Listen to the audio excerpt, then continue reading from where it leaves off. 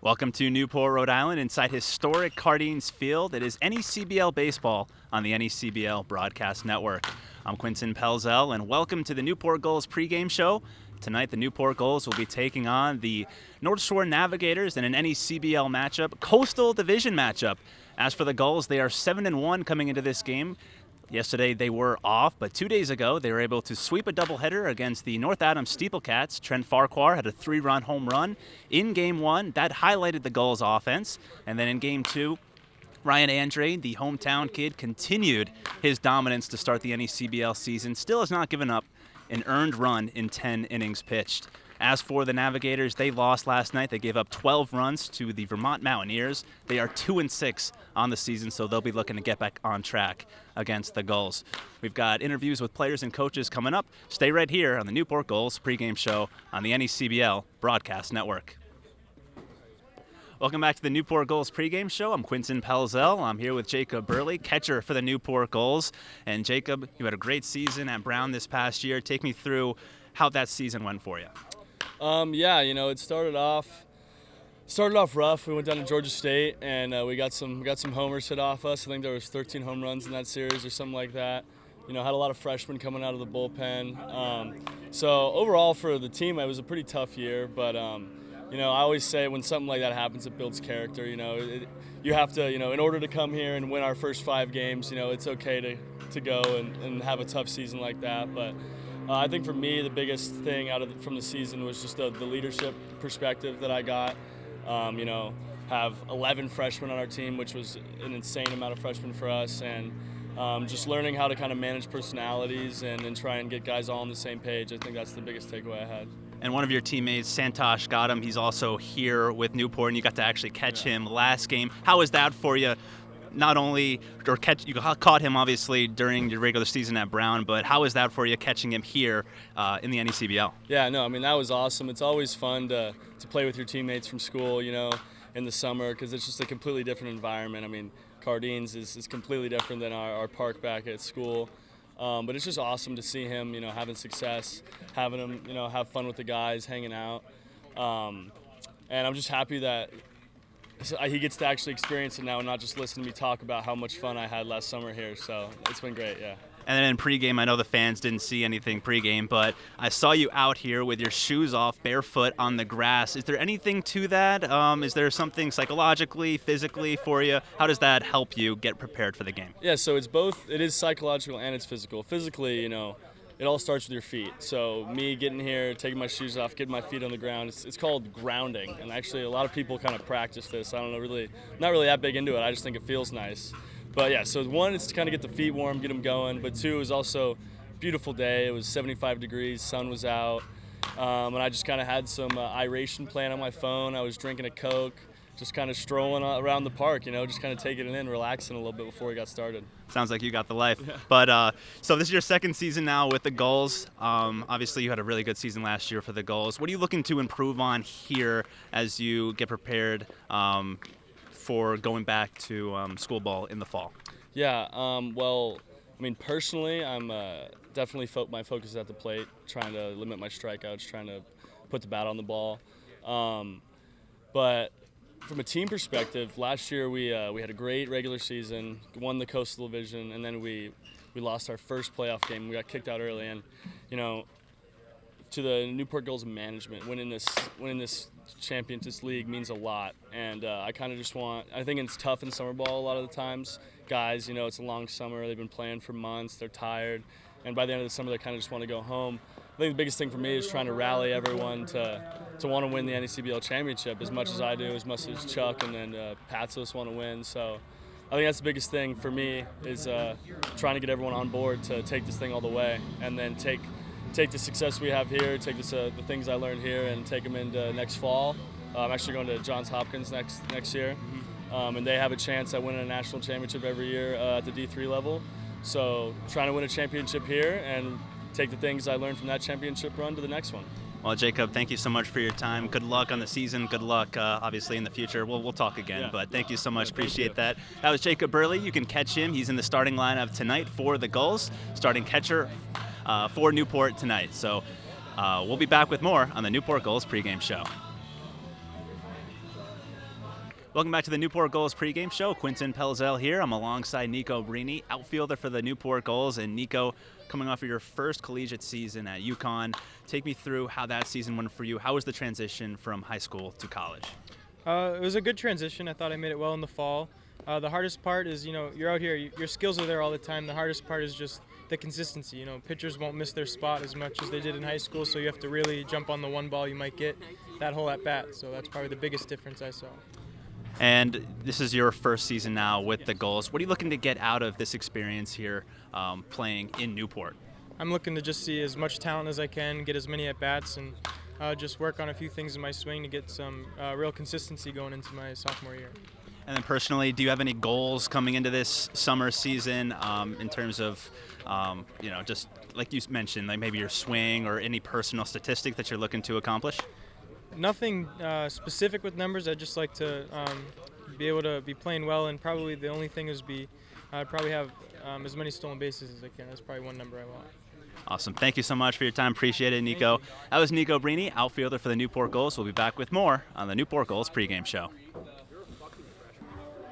Welcome back to the Newport Gulls pregame show. Quinton Pelzel here. Alongside me is Chuck Pava, the general manager of the Newport Gulls. And Chuck, it's been a terrific start to the season for the Newport Gulls, 7-1.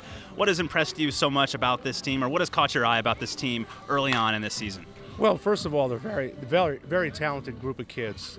But what most impresses me is how close they've come together so quickly. That doesn't happen. It usually takes a few weeks for that to happen after they're grinding together for a while, getting on bus rides. But they already seem to really enjoy each other. I think that what helps with that process as well is we have 9 returning kids. So they bring the culture, they bring the camaraderie and the chemistry and what it means to be a Gull. And how great is it, too, that this team is playing really well, and there's so many local kids that are contributing to this team. Ryan Andrade, we saw a couple nights ago. You have Billy Butler, Michael Anderson, who went to URI. A lot of these guys that are contributing are local kids. How does that mean anything in terms of connecting with the fan base here, and how important is that for the Gulls here? Well, you have to match up. We just don't take kids because they're local. They have to be talented to have success here, because we don't want a kid to come here and fail, especially in front of family and friends.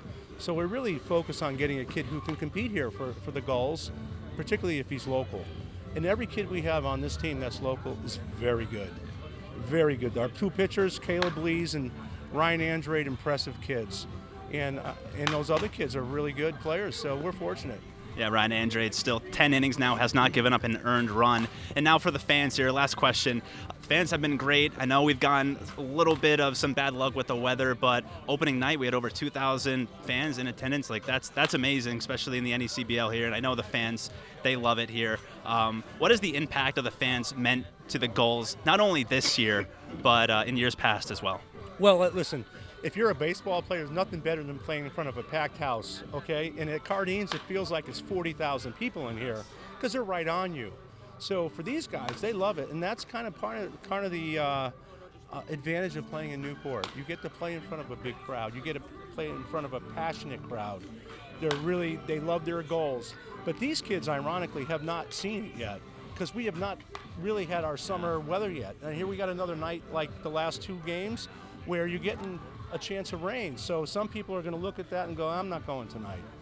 So I'm not sure about tonight's attendance, but once this breaks, this pattern, and we start getting good summer nights here, this place is going to get happening, it's going to get rocking, and these kids are going to be the benefactors of it. Chuck, well, I can't wait for that to happen. There is supposed to be a little bit of rain in the forecast, but hopefully we get this game in. Thank you so much. Appreciate it.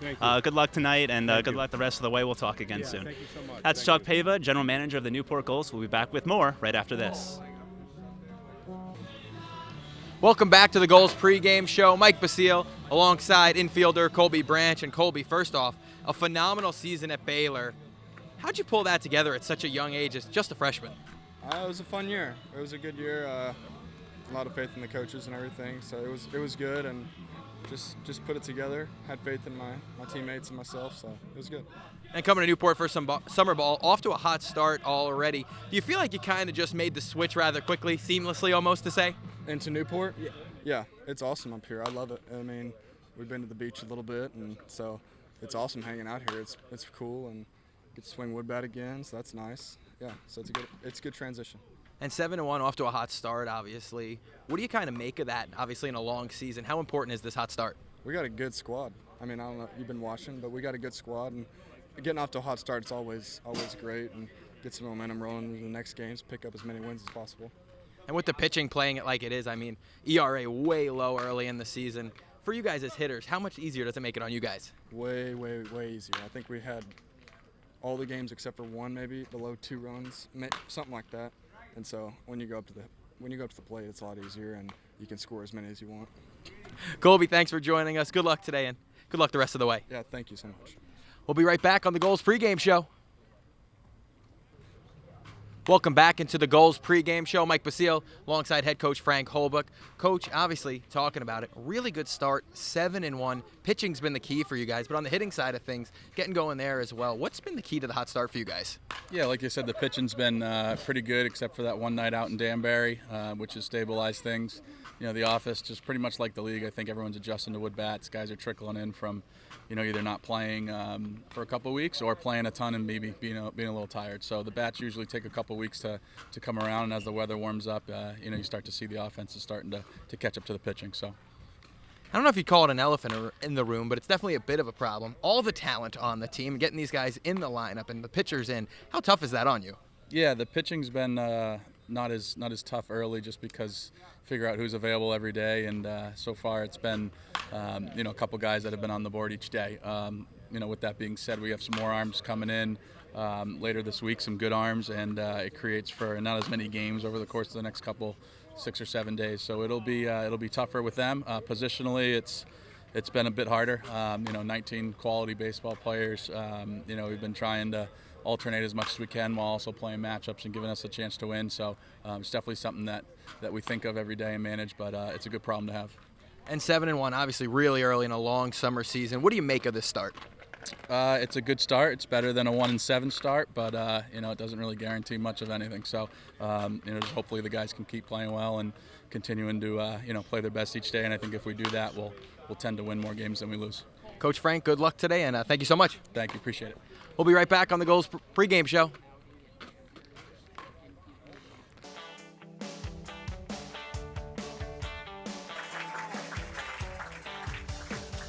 And welcome into the Newport Gulls pregame show. We are just about to get started here at Cardines Field. Quinton Pelzel, Mike Basile with you as we have a game today between the Newport Gulls and the North Shore Navigators. And we will send it down to the field right now for the playing of the national anthem.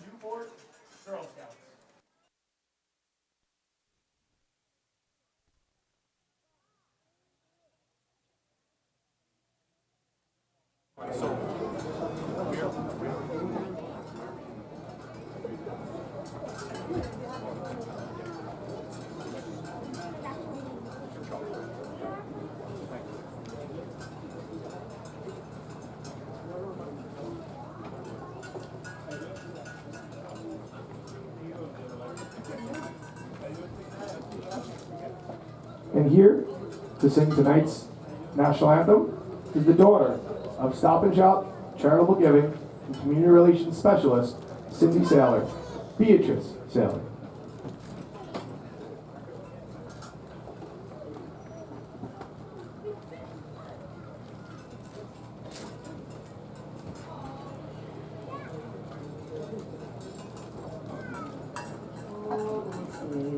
Can you see by the dawn's early light what so proudly we hailed at the twilight's last gleaming, whose broad stripes and bright stars through the perilous fight, o'er the ramparts we watched, were so gallantly streaming, and the rocket's red glare, the bombs bursting in air,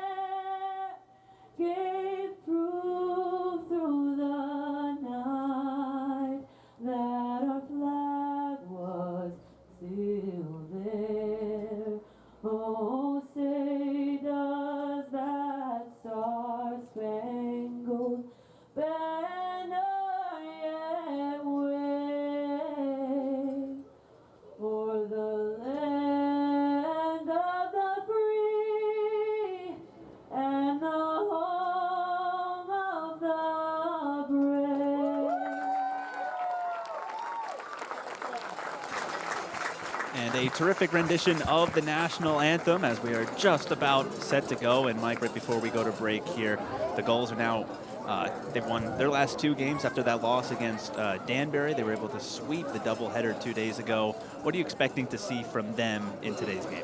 I think the biggest thing for me is pitching again. I mean, they live and die by pitching right now. I know they won 13-2 in the first game, but the second game, 2-1, a close game, 3 hits apiece, and the Gulls are victorious. Pitching has been the keys to success for this Gulls team early in the season.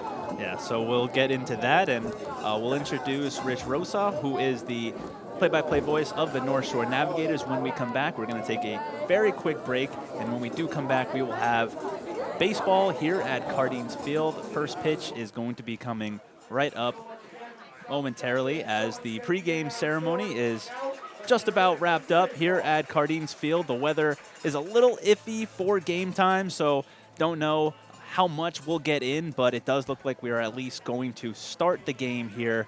The radar definitely does not look great, so we'll see how that goes. But we're going to take a quick break here, and we will come back. We'll introduce Rich Rosa, and we'll get you started and look at the lineups and the pitching matchups and the first pitch right around the corner.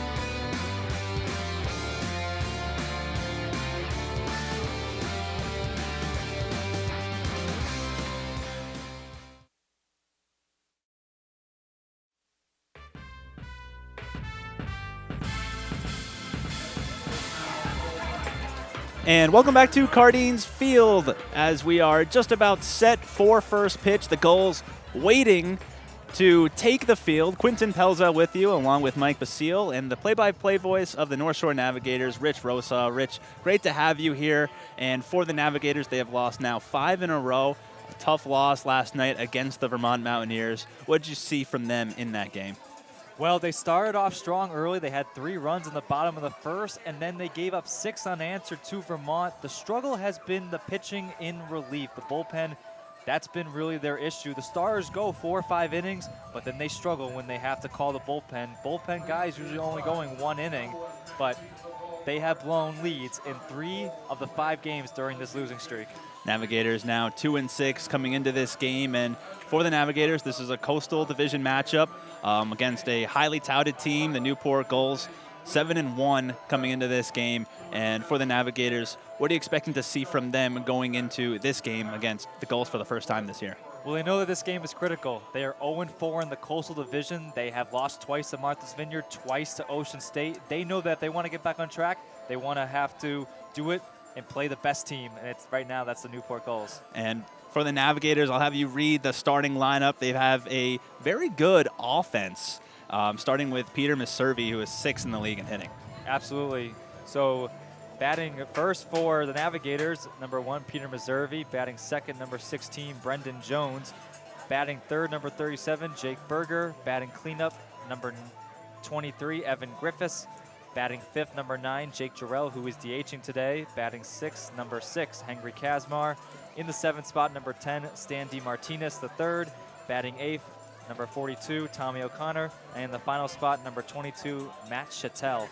And if you were to pick any player in this lineup right now that really stands out to you or that you're expecting a big game from, who would that be? It goes to Peter Meservy. He was 3 for 4 yesterday with a walk. All 3 of his hits were singles. Also, he got an RBI in the bottom of the 8th, which cut the Vermont lead to 1, but not enough. But Peter Meservy has been the go-to guy for this Navs team. And the lineup that they will be facing, or the pitcher that they'll be facing tonight, Mike, is Kevin Sider, the right-hander from Quinnipiac, and he has looked very good in his first start of the year. Yeah, when we talk Gulls pitching, you got to talk Kevin Sider.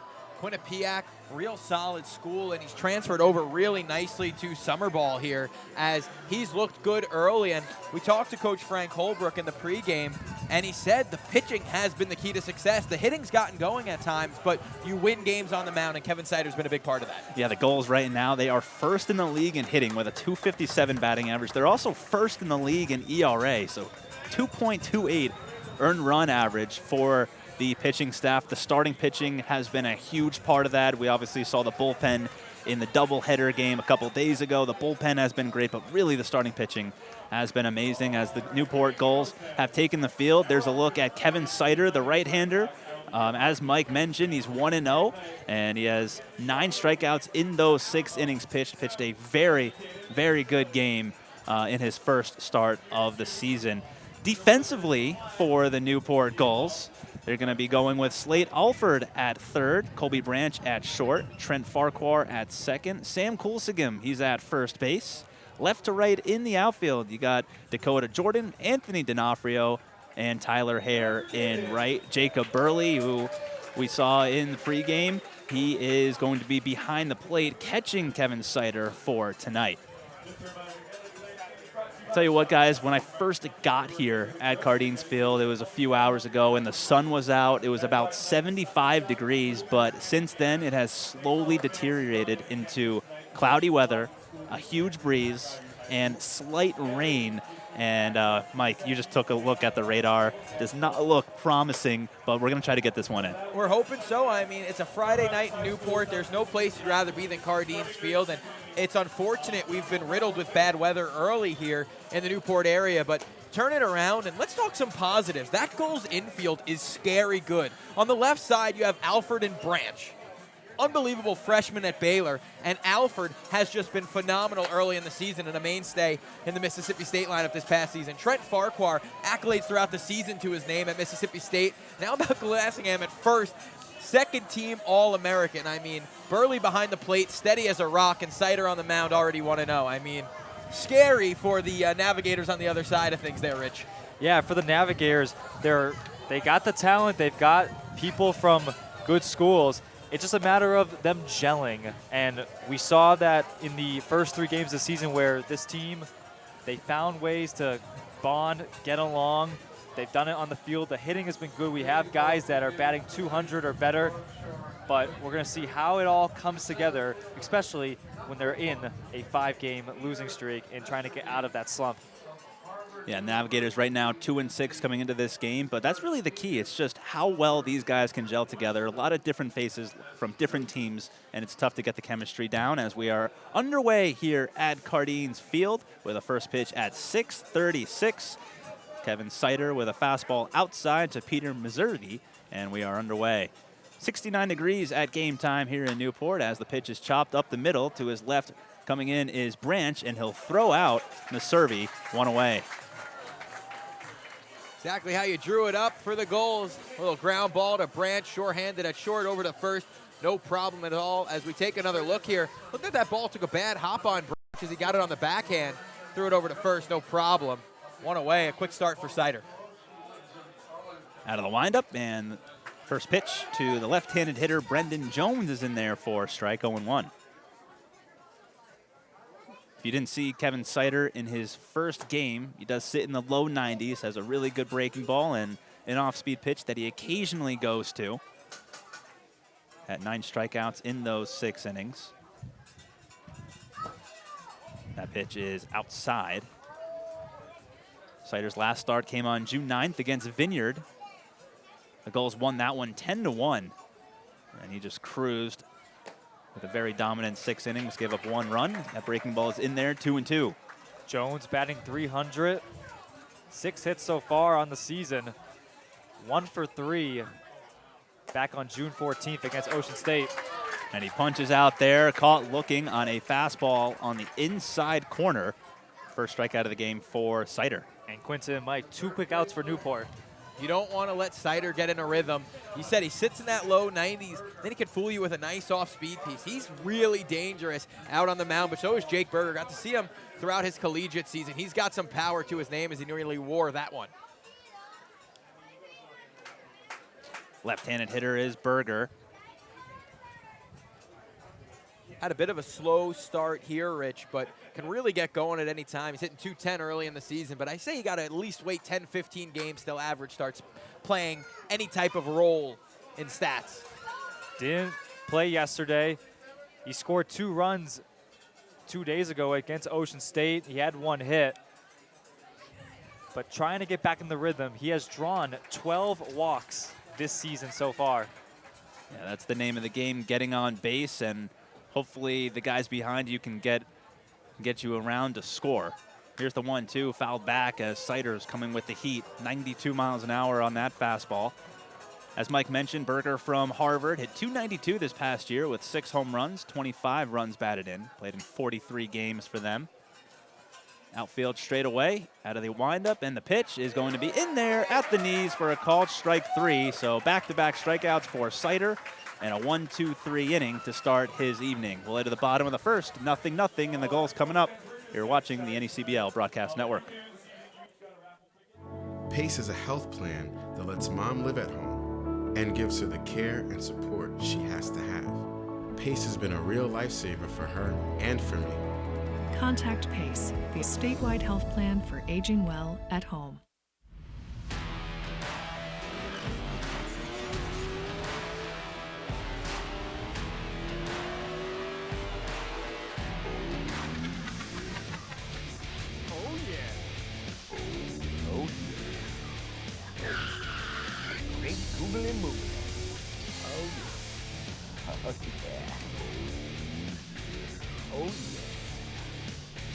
How many times can I say, oh yeah? I'm Becky Gibble, and this is Simply Southern New England, where we'll bring you the best of what this area has to offer. Whether you're looking to explore new neighborhoods, try something new, or stay connected, we'll bring you the best food, fun, and people that make this area what it is. This is Simply Southern New England. Simply Southern New England is brought to you by Harbor One Bank, with you in banking and life.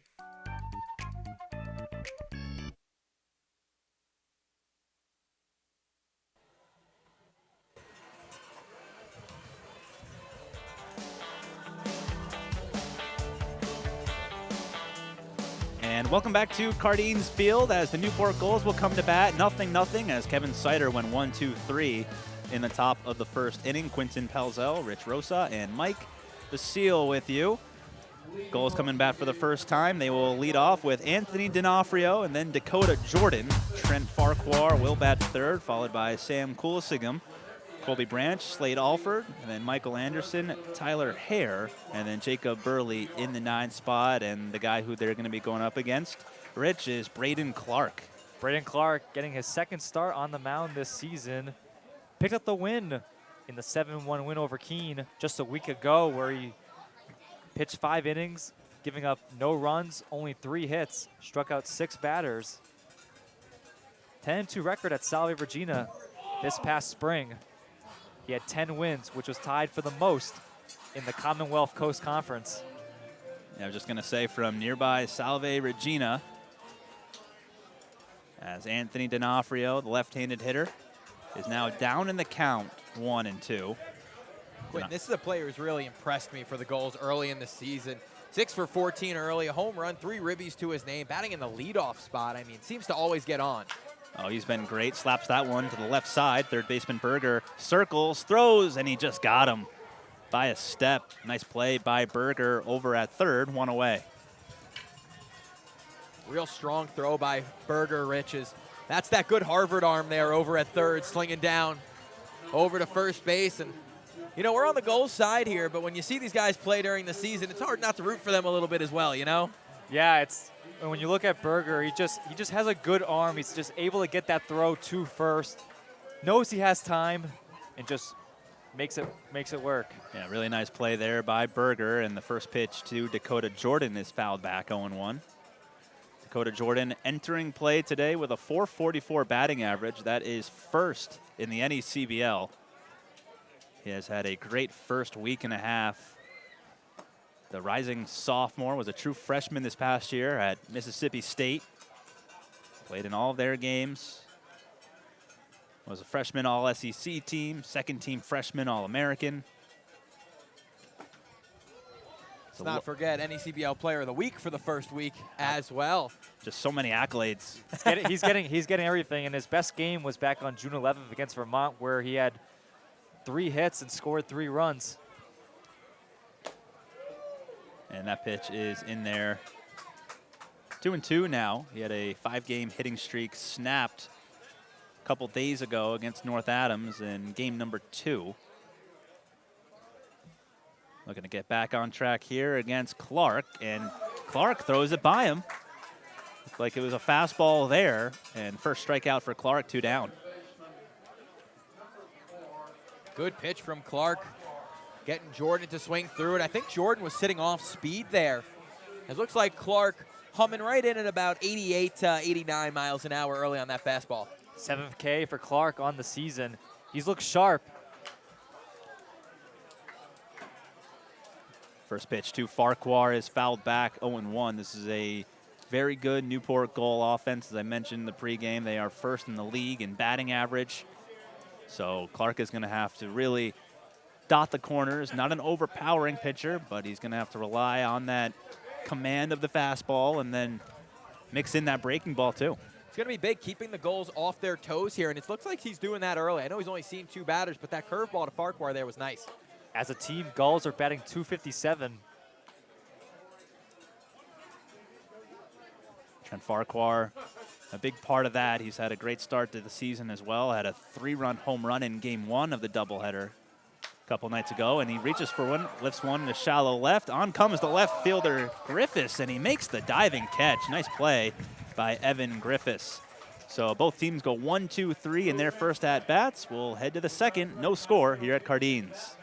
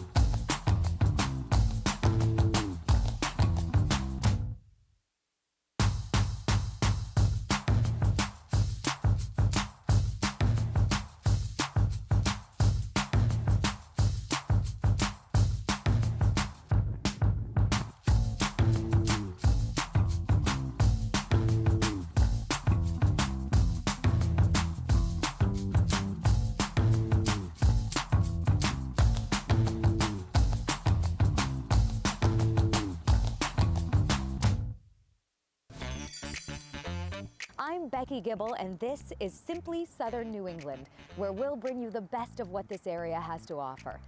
Whether you're looking to explore new neighborhoods, try something new, or stay connected, we'll bring you the best food, fun, and people that make this area what it is. This is Simply Southern New England. Simply Southern New England is brought to you by Harbor One Bank, with you in banking and life.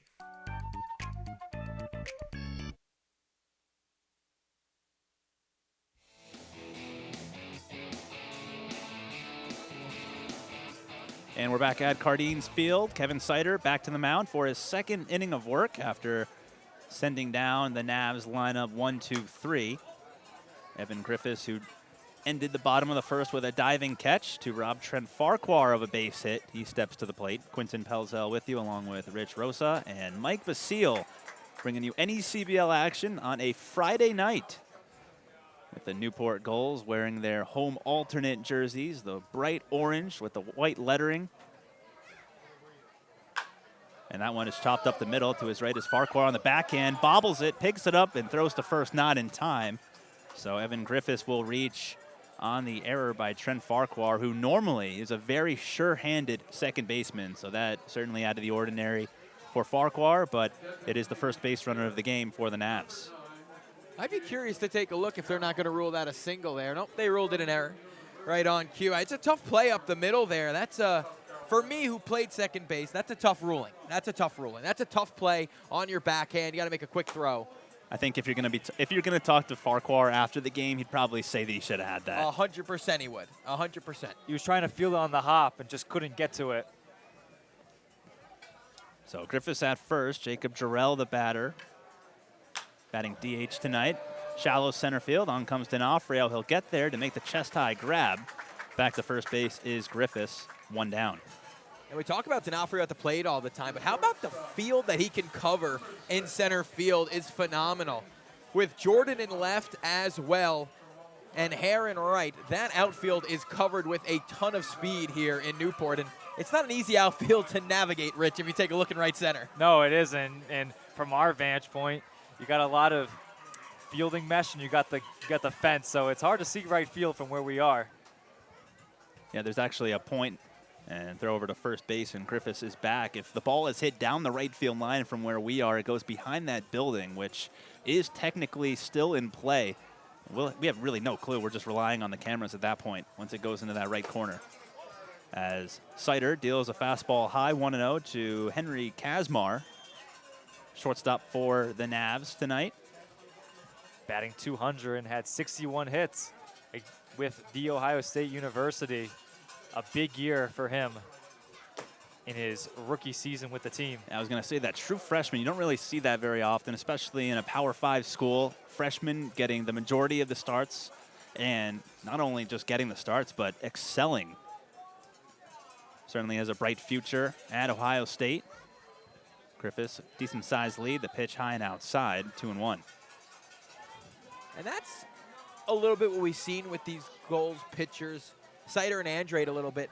They've gotten into trouble. They've worked themselves out of it. I know the error is not on him, but a little wild from time to time from Sider. Andrade the same as well. But they get it done with the strikeouts, and that's how you get out of jams. You don't let the ball get put in play. Yeah, it almost seems like they put a chip on their shoulder once a runner gets on base. Like, you're not going to score, and it seems like they just get better when runners get on base. And Sider right now, head in the count now. A little rare to see as well. A lot of pitchers are much more comfortable out of the windup than the stretch, but those two don't seem to mind when someone's on base, and they both pitch fast, don't they? Yeah, they have a really nice pace to them, and that breaking ball is lifted in the air to center field. D'Onofrio is there. He'll make the grab, and again, back to first goes Griffiths. So after Griffiths got on base via the error, back-to-back flyouts to the center fielder D'Onofrio, 2 down. In on the hands, jammed him a bit, tried to fight it off to left center field, but the speed of D'Onofrio as the ball hangs up gets over there to make the play. Batter now, Stan DeMartinez, the third. Right-handed hitter. A returner to the Navs this season.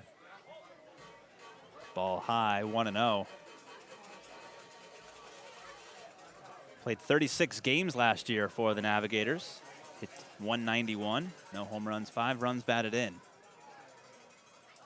Fastball right down the middle for a strike, 1-1. Had a nice season with the Falcons, Bentley University as well. Had a solid year there. I know they lost a couple late in the year to St. Michael's. They would have liked to won, give themselves a better seeding in postseason play.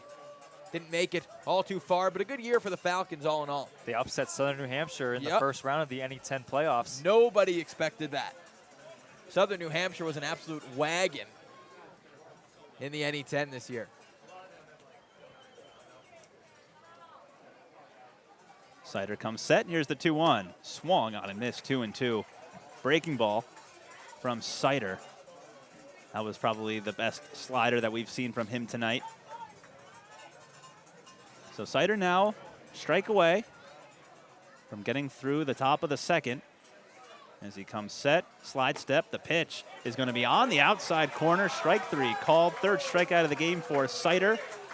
So in the inning, the Navs get a base runner on first base, no hits, and nobody scored. We'll go to the bottom of the second. Still no score here at Cardines. Gulls coming up.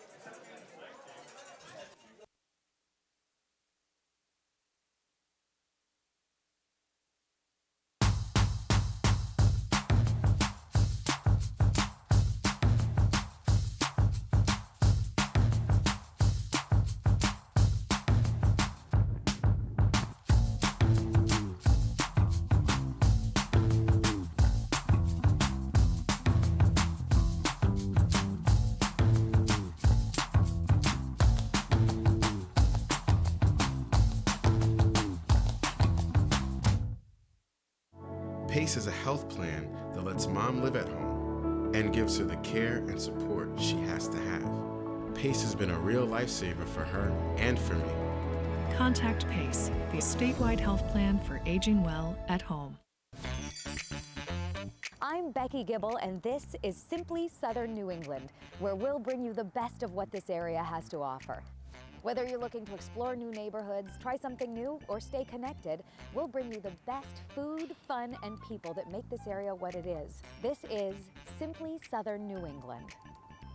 Simply Southern New England is brought to you by Harbor One Bank, with you in banking and life.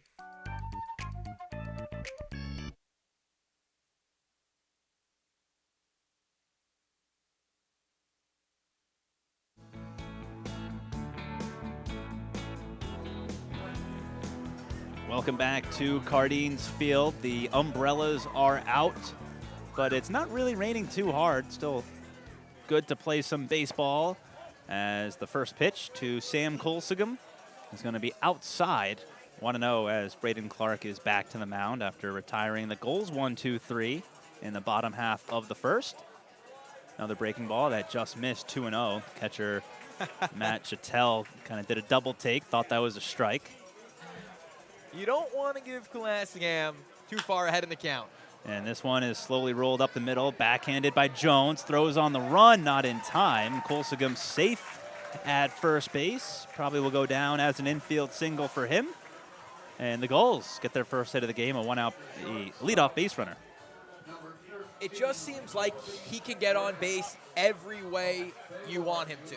He is such a good player, and Air Force has a stud for years to come. As we take a look here, really nice backhand play at second. The throw just not in time. The speedy Collassingham can really do it all, and now trouble on the base pass as well. His fourth hit of the season. Yeah, it's a switch hitter, natural right-hander, but he gets the majority of his hits from the left side just because there are more righties than lefties. Here is Colby Branch, takes up high, 2-0. Had the privilege of speaking with him, a freshman at Baylor, before the game, Quentin, and you saw our interview a little bit. He's just having fun out there, and that's what you love to see. Summer ball, you want to get better, you want to win games 1,000%, but these guys want to get better and have a great collegiate year, and he's coming off one of the best you could have. Yeah, he was a stud at Baylor as a true freshman.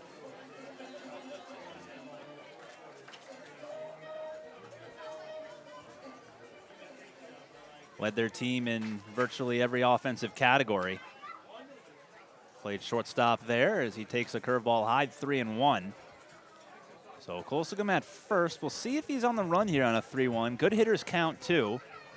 See how aggressive Frank Holbrook is here. Long pause by Clark, not running. The pitch is grounded up the middle. Shortstop Kazmar has it, steps on the bag for one. On to first, a double play. The double play does not get much easier than that for Kazmar as he made the throw over to first. So 6-4 on the double play, or 6-3, excuse me, on the double play, and there's two away.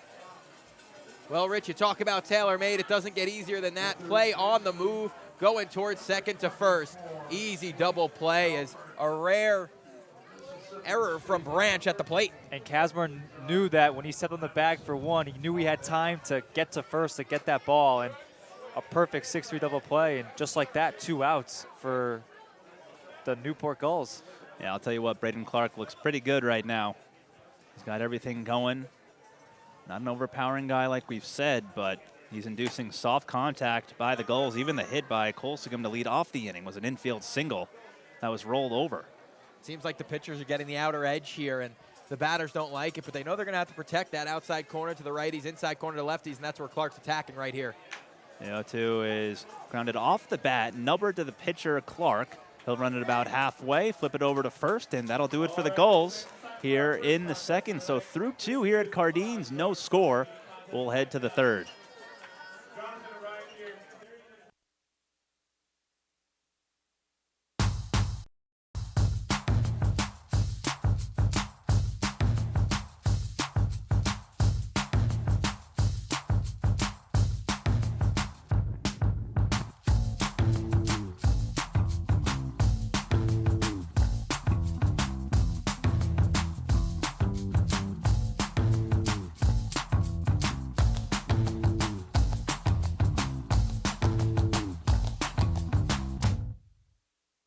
PACE is a health plan that lets mom live at home and gives her the care and support she has to have. PACE has been a real lifesaver for her and for me. Contact PACE, the statewide health plan for aging well at home. I'm Becky Gibble, and this is Simply Southern New England, where we'll bring you the best of what this area has to offer. Whether you're looking to explore new neighborhoods, try something new, or stay connected, we'll bring you the best food, fun, and people that make this area what it is. This is Simply Southern New England. Simply Southern New England is brought to you by Harbor One Bank, with you in banking and life.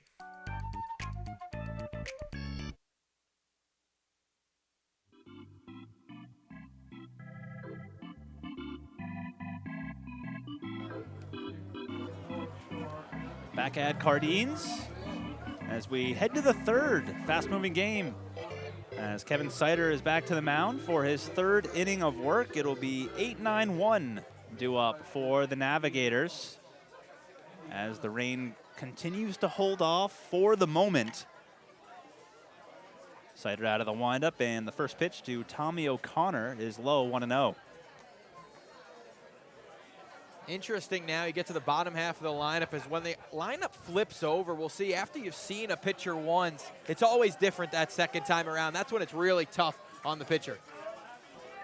Yeah, that second time around is normally when you see more off-speed stuff to try to keep the hitters off balance. Both pitchers learned early, inner half to lefties, outer half to righties. They're getting the call just off the black there. 1-2 is popped foul off to the left side. Craig Andriozzi behind the plate. On the base paths is Anthony Letizio and then Christopher Lima. Wide stance for the left-handed hitter O'Connor as he lays off that off-speed pitch low, 2-2. Lights are on here at Cardines Field as it is a straight overcast. O'Connor hitless in his last 4 appearances.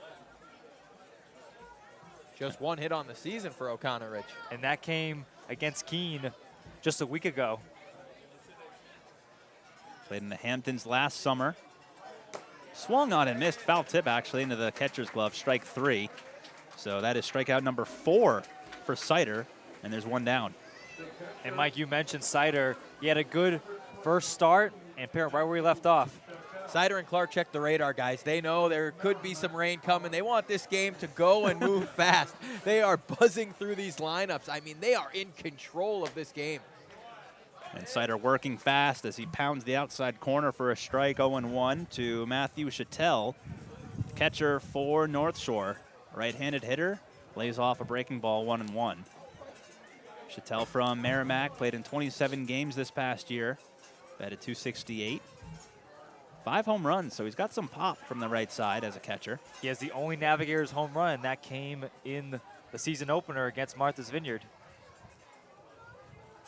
1-1, a fastball is in there for a strike, 1-2.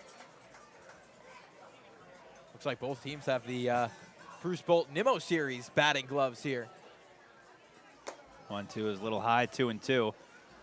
Seen that trend now over the past few years. Bruce Bolt has really been the go-to batting glove for not only the major leaguers, but players here in the NECBL. I mean, the comfort, the support. I mean, they are not your normal batting gloves that you see. It's like you're putting on a glove almost, and the players got to love that. The comfort there as well. 2-2. Fastball swung on and missed, strike 3. So first time through the batting order for Sider. He's got 5 strikeouts and has not allowed a hit yet. You can always tell early when a pitcher's in control and feeling it, and both pitchers have been, but Sider with 5 strikeouts. Over half the lineup has gone down on strikes already. Sider was great this past season at Quinnipiac, just like teammate Anthony D'Onofrio. Those two guys led the way for the Bobcats. Sider was all MAC, first team, second team, all New England. And that's a fastball for a strike 1-1. And for Sider, how nice do you think it is to know to have your center fielder out there for you in the summer as well? I mean, that's got to be support. Yeah, a little bit of familiarity here in summer ball with a lot of new faces, a lot of guys you're trying to get to know, but at least you know one person or one teammate. As the rain continues to fall at Cardines, the 2-1 is fouled at the plate, 2-2. And I say rain, it's a little drizzle. It's not too bad.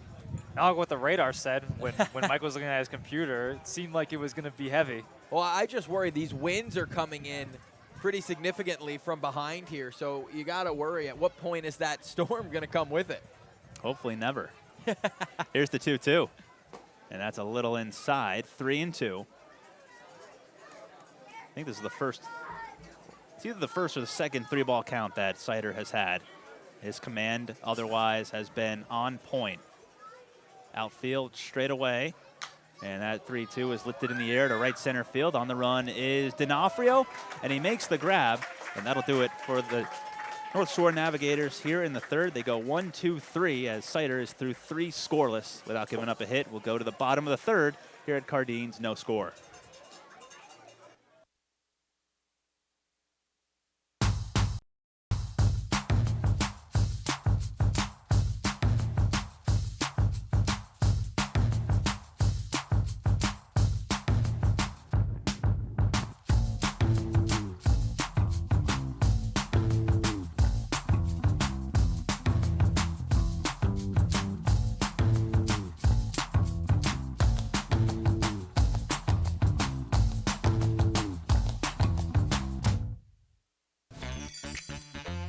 I'm Becky Gibble, and this is Simply Southern New England, where we'll bring you the best of what this area has to offer. Whether you're looking to explore new neighborhoods, try something new, or stay connected, we'll bring you the best food, fun, and people that make this area what it is. This is Simply Southern New England. Simply Southern New England is brought to you by Harbor One Bank, with you in banking and life.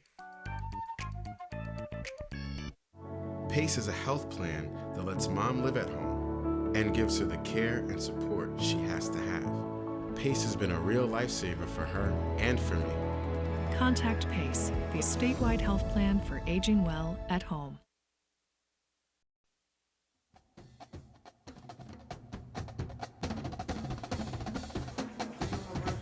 And we are back at Cardines as the Gulls come to bat in the bottom of the third. Quinton Pelzel, Rich Rosa, and Mike Basile with you as Braden Clark deals a breaking ball that is swung on and missed by Michael Anderson. Count is now 0-1.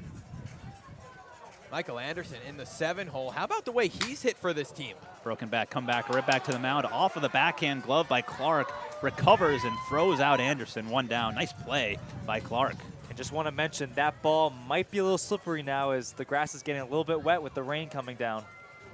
Makes that an even more impressive play by Clark there as we look at the replay. It was a broken bad comebacker, really tough play, but once he got to the ball, did have some time, and it was an accurate throw to first. We see a lot of pitchers struggle throwing to the bases, first, second, or third, wherever it may be, but not Clark. That was a nice throw to first. Really nice play. They call that PFP, right? Pitcher fielding position, backhand, get over to it. Tyler Hare hasn't seen the lineup all that much early in the season. I like the way he plays out of Georgia Tech. Really hunts down the ball in right as well. Love to see him get the Gulls offense going a little bit here. Batting .222. And the pitch is outside. 1-1. Hare getting his 5th start of the season. Mike said he's only had 9 at-bats, has 2 hits, and that one is a strike, 1-2. Seems to love that inside corner to the left. He's tough to hit, but Tyler Hare didn't see a ton of time with Georgia Tech, but that one is popped up foul behind home plate. Chattel hoping for a play. Looks like he will. Coming back into fair territory, and it is foul. The ball actually did end up in fair territory, but it was touched by Chattel in foul. So right on home plate, or right below home plate, I guess was the call by home plate umpire Craig Andriozzi. So back comes Hare, and that could have been really bad for the Gulls and Hare because he was not running out of the box. no, I thought it was a fair ball, honestly, but I guess it came back pretty quickly behind home plate. But Hare on a season in Georgia Tech, where we were saying just 7 at-bats, he's taking a walk here. And yeah, Coach Mack maybe has a little bit of a gripe and maybe saw what you saw, Mike. That ball was in the air for a long time, and it sailed into fair territory right past home plate. But the home plate umpire, Craig Andriozzi, he called that off right away and said foul ball. Looking to see if we have a replay on that, but I mean, that was really, really close. Obviously, you can't go back and call that a fair ball now. I'll tell you the truth, it was as close as you can get, and it's tough because, you know, on a normal night with the overcast weather, a nice sunny day, that's probably an easy play behind home plate, but that ball blends right in with the clouds, and it's tough. And obviously, you said you can't go back and change that. And Quentin, yes, the wind blowing is out. crazy. So Hare gets a second life. See what he can do with it as he fouls that fastball back, 1-2. The only negative about that argument is Hare's probably safe at first if that's a fair ball. So Hare, a left-handed hitter. The pitch is just low, 1-2. Chattel did a nice job to frame that one, bring that up a little bit, but it was below the knees. 2-2. And that is outside, 3-2, just a little too far outside for Craig Andriozzi.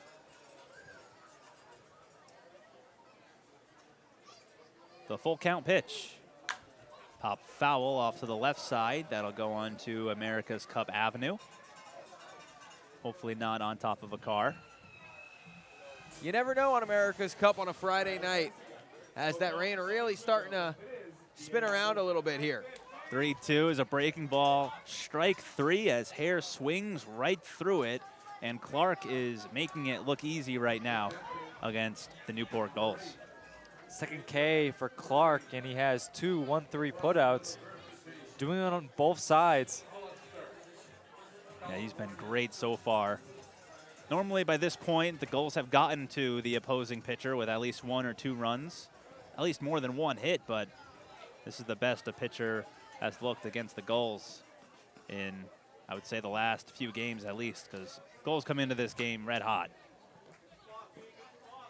They have been. I mean, you know, the 2-1 game against North Adams didn't hit great, understood. Right. But it's the timely hitting. D'Onofrio, big home run. Farquhar, a timely hit. And in that first game, the bats were just flying all over the place for Newport. That one's on the outside corner for a strike, 1-2. And even the game they lost against the Westerners, scored 6 runs.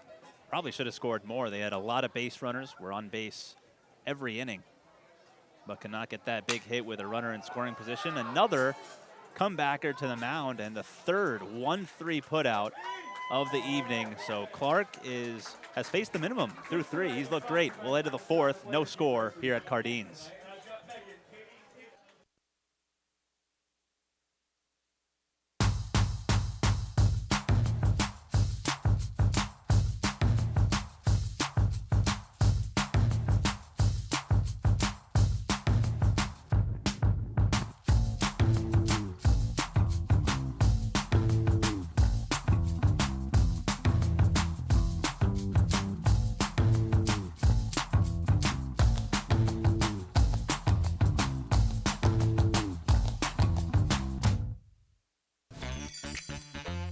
I'm Becky Gibble, and this is Simply Southern New England, where we'll bring you the best of what this area has to offer.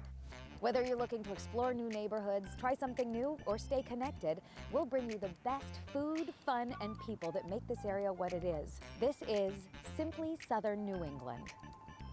Simply Southern New England is brought to you by Harbor One Bank, with you in banking and life. PACE is a health plan that lets mom live at home and gives her the care and support she has to have. PACE has been a real lifesaver for her and for me. Contact PACE, the statewide health plan for aging well at home.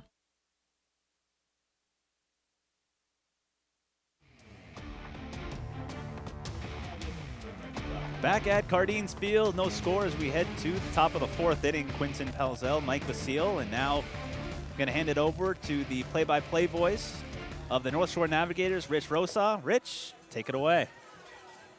We're back here, NECBL Network, scoreless through 3 innings of play here at Cardines Field. And leading things off for North Shore is number 16, Brendan Jones. Struck out looking in his last at-bat. Both of these pitchers have looked really, really good. Kevin Sider and Braden Clark put up zeros on the scoreboard. The first pitch to Jones. He goes after and it hits it over the glove of Branch at short. A leadoff single for Brendan Jones to begin the top of the fourth. And now here we are in the top of the fourth inning. That is the first hard hit ball that we have seen in this game, and Brendan Jones gets it. First hit for them, so that's going to feel good to get the leadoff man on here against Sider. Try to get him out of his rhythm right now. 100%, and they attacked the first pitch. We haven't seen that early in the game from North Shore. Let's see if they're onto something here. This brings up Jake Berger. Struck out looking in his last at-bat. First hit given up by Setter. As Berger takes a called strike one. See what Berger can do. He also struck out looking in his first at-bat. If he gets bat to ball, it could go a long way, so Sider will look to avoid that. 0-1. Called strike two, and it's 0-2.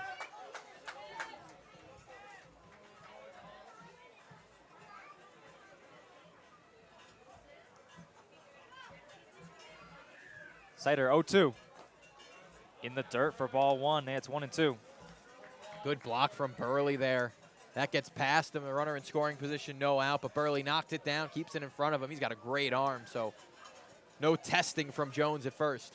Really, all three of these catchers for the Gulls just fantastic defensively. Proto, Brecker, and then, of course, Burley behind the plate tonight. 1-2 is hit in the right field, and making the catch is Hare for out number one. Mike, you said it when we were just about to start this game, the defensive versatility of this Newport Gulls team, and I mean, it showed right there as Hare was on the run, and he made the grab with his back to the infield. That's a great play. I thought off the bat that was a double. I thought that was off the wall as well. Hare does a great job tracking it, jumps up, makes sure he secures it, and gets the ball in quickly. Really good play, and that outfield has so much speed. There's a lot of room to cover here in that Cardines outfield, but Dakota Jordan, Anthony D'Onofrio, and Tyler Hare can do it with ease. This brings up Evan Griffiths. Got on base back in the second on E4.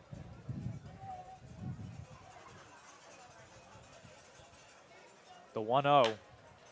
Chop the third. Flip the second for one. Now throw the first. In time.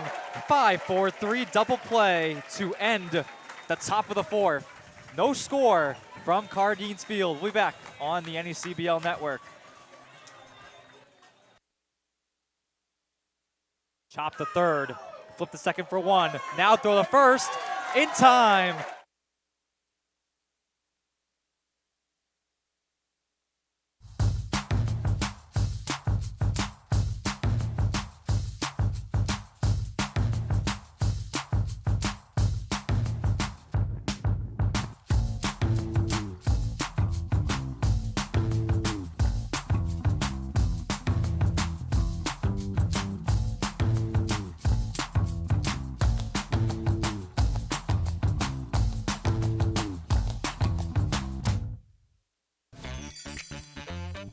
Becky Gibble, and this is Simply Southern New England, where we'll bring you the best of what this area has to offer. Whether you're looking to explore new neighborhoods, try something new, or stay connected, we'll bring you the best food, fun, and people that make this area what it is. This is Simply Southern New England. Simply Southern New England is brought to you by Harbor One Bank, with you in banking and life. PACE is a health plan that lets mom live at home and gives her the care and support she has to have. PACE has been a real lifesaver for her and for me. Contact PACE, the statewide health plan for aging well at home. We're back on the NACBL Network. Rich Rosa, Quinn Pezel, and Mike Bassier. Top of the order for Newport as we begin the bottom of the fourth. Anthony D'Onofrio grounded to third in his last at-bat as he hits this one to shallow center field. Running in and making the catch is Henry Kazmar for out number one. And usually there you see the center fielder, Maservi, call him off, but Kazmar had a good read on it, makes the play, backtracking, and the quick, speedy game continues here with a quick out. Yeah, I thought off the bat that was trouble, but Kazmar showing great range from the shortstop position because, Mike, you said it. I mean, that's normally a ball that the center fielder catches, but Kazmar with the confidence to go get it. Jordan grounds this to second. Throw to first in time.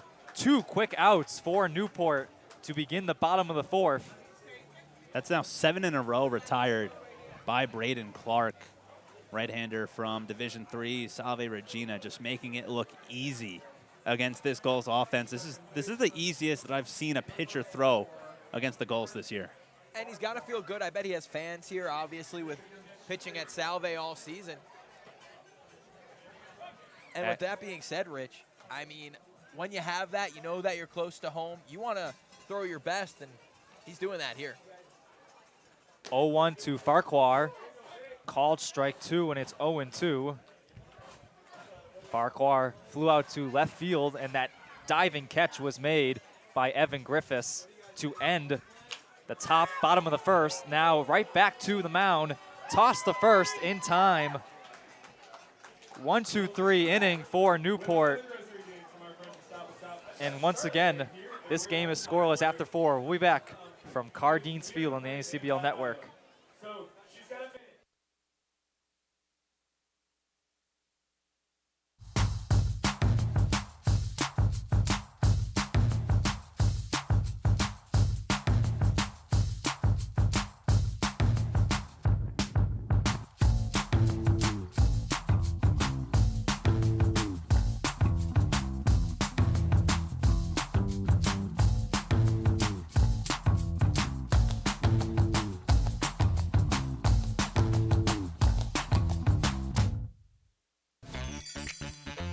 I'm Becky Gibble, and this is Simply Southern New England, where we'll bring you the best of what this area has to offer. Whether you're looking to explore new neighborhoods, try something new, or stay connected, we'll bring you the best food, fun, and people that make this area what it is. This is Simply Southern New England. Simply Southern New England is brought to you by Harbor One Bank, with you in banking and life.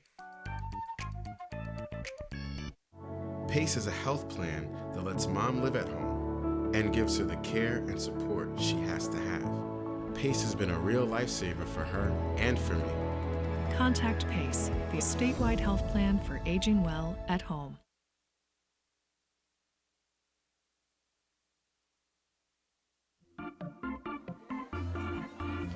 We're back here on the NACBL Network. Rich Rosa, Quinn Pezel, and Mike Bassier. Top of the fifth from Cardines Field in Newport, Rhode Island. No score between the North Shore Navigators and the Newport Gulls.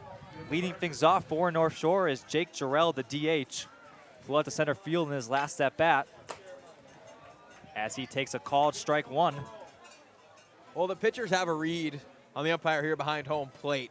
Officially now. I know we've talked about it since inning 1, but that outside corner to righties is really being worked once again there, Rich. As Jarrell swings and misses for strike 2. Count now 0-2. And Cider Quinn has looked strong on the mound for Newport.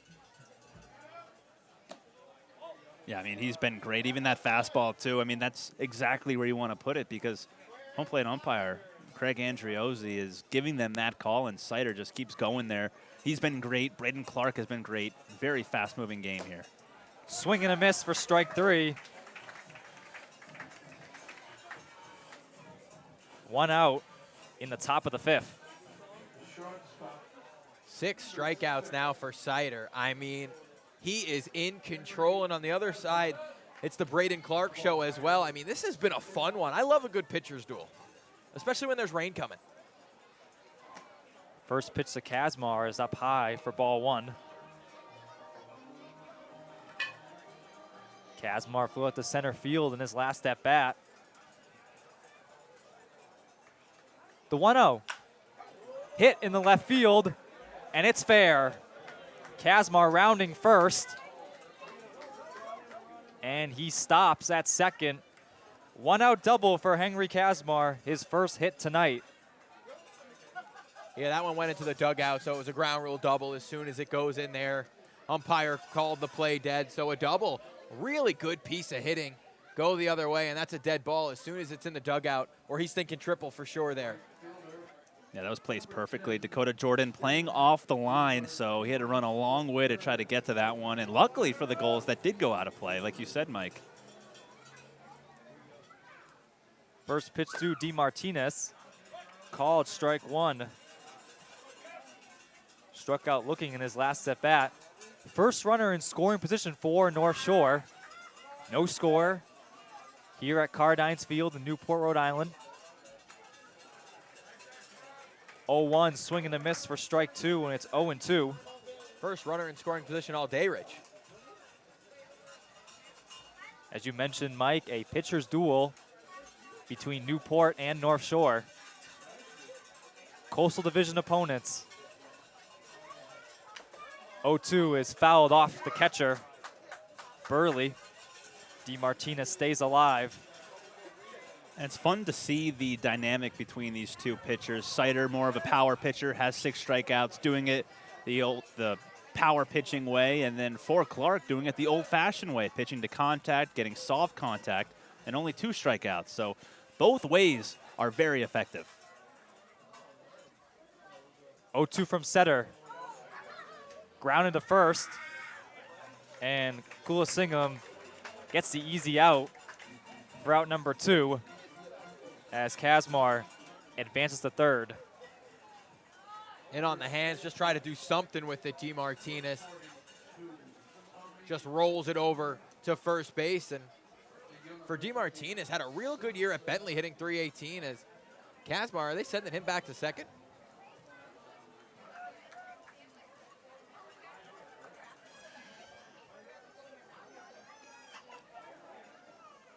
And apparently, DeMartinez at first now. I do not know what just happened.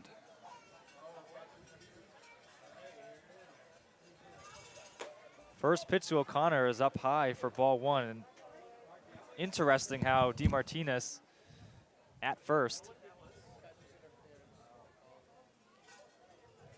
Catcher's interference was the call there, Rich.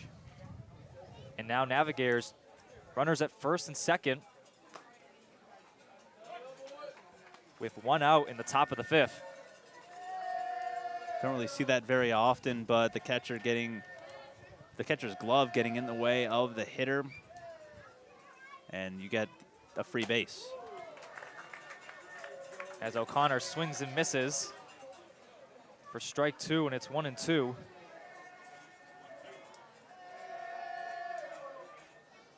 Kazmar at second, DeMartinez at first.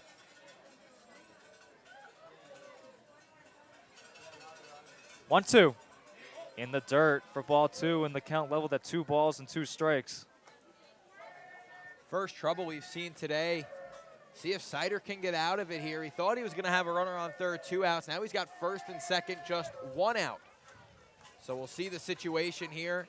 Obviously a force at every base except home.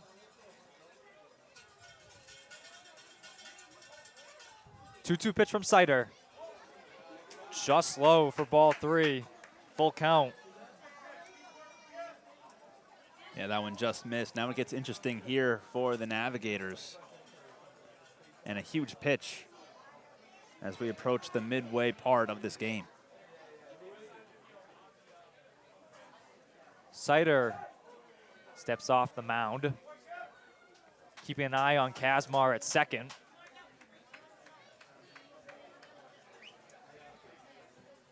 One out in the top of the fifth. No score between North Shore and Newport. The payoff from Sider. Swing and a miss for strike 3. Make it 7 Ks for Sider, and O'Connor strikes out for the second time tonight. Impressive stuff, and like you said, he's just really overpowering. He's not using the off speed that much. Fastball outside corner. Good looking two-seamer there. Yeah, he just reared back. My best versus your best, and Sider threw it right by him. This brings up Matt Chattel. Struck out swinging his last at bat. He swings and misses on the first pitch. And 91 is coming in there with speed, but it's really the placement of these pitches. In on the hands, inside corner, reaching for the outside pitches. Everyone at the plate's a little uneasy on both sides. Crowd getting loud. 2 outs in the top of the fifth as Chattel swings and misses for strike 2, and it's 0-2. And Sider kind of varying his delivery with runners on base, going with that slide step sometimes, and then he's going with the high leg kick. So that's got to go a long way in interfering the rhythm with the batter. 0-2. Just low for ball 1, and it's 1-2. So really good pitch there. Sure, he thought he would get Chattel chasing, but nothing doing. Good eye at the dish.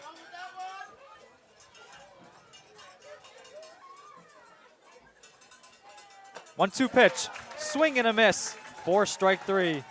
Back-to-back Ks from Sider to end the top of the fifth. We remain scoreless here at Cardines Field in Newport, Rhode Island, between North Shore and Newport. We'll be back on the NECBL Network.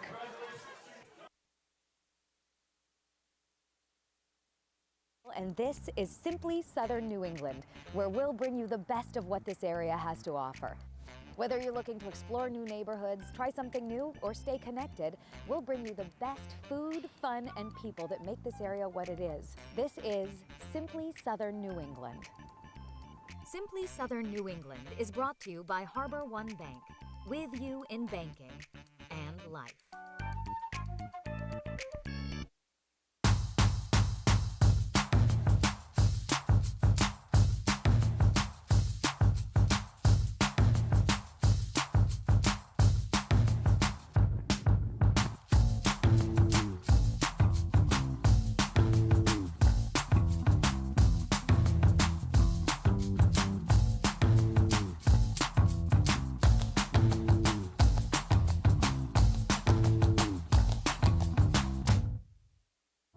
PACE is a health plan that lets mom live at home and gives her the care and support she has to have. PACE has been a real lifesaver for her and for me. Contact PACE, the statewide health plan for aging well at home.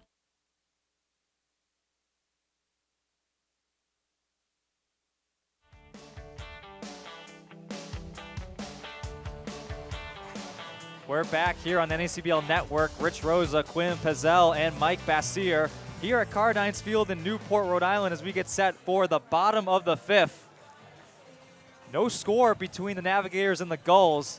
Clark coming back on the mound where he has been solid, Mike. He's been phenomenal. I mean, the Salve Regina kid coming only a couple miles away from campus to pitch here at Cardines, and he has been so good.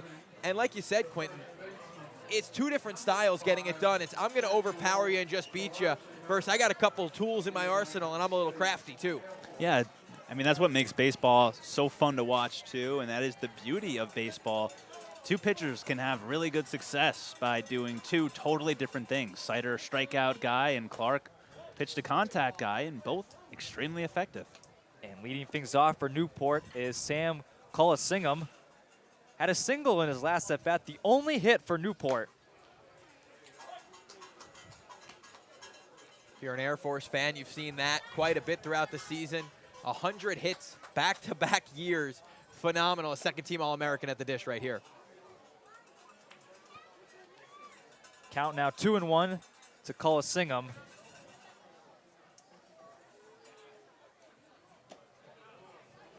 Two-one, called strike two, and it's 2-2. That's exactly what Quentin was talking about, Rich. The off-speed there to surprise him, and he gets it in for a strike. 2-2. Up high for ball three, full count. How about the speed both these pitchers work too, huh? Very Get on quick. the rubber and go. Payoff. This ball is hit in the left field. Rounding first is Coliseum, and he slides head first. Jones applies the tag, not in time. A leadoff double for Sam Coliseum, and he's 2 for 2. Yeah, he's got plenty of speed, as we just saw, and he was smelling double right out of the box, and the left fielder Griffiths was playing off the line. That one plays perfectly, and Coliseum running hard out of the box, like I just said, and made it a much easier play going into second. Nice head first dive, too. Makes it tough to get that tag down. He slid in there so quick, and the first trouble Clark's seen of the night now. No outs, runner in scoring position.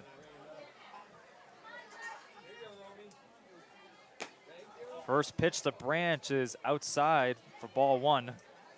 First runner in scoring position for Newport.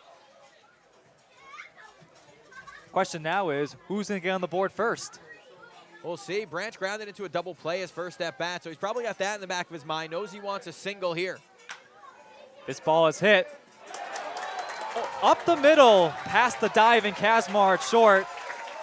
Scoring is Sam Coliseum, and Newport is off and running on the RBI single by Kobe Branch. That answers your question there, Rich, doesn't it? Colby Branch, RBI single, back up the middle, the Baylor product. Like I said, Quentin, he knew he grounded into a double play in that first at-bat. Didn't like that. RBI single to make up for it, and the Gulls jump out in front.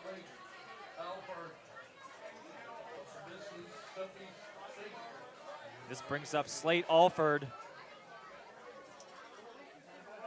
First pitch from Clark, called strike one. And you talked about Quinn after Coliseum had that double. Clark saw trouble. Yeah, he did, and when Kobe Branch made contact with that, the worst that could happen for the Gulls was Kazmar make a tremendous diving play and maybe get Branch at first base, but Coliseum was going to get to third regardless. So the Gulls were going to have a lot of speed at third with less than 2 away, so they were in business, but it did get through, and nice hit by Branch. As this pitch went off the bat of Alford, count now 1-2.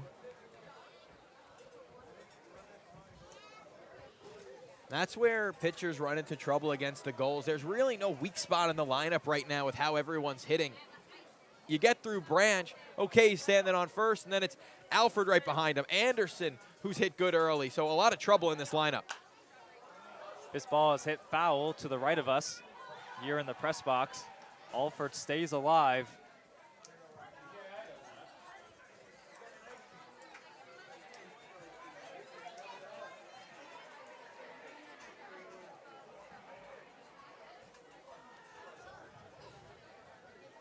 Clark, the 1-2. Foul it off again. This time right in front of us.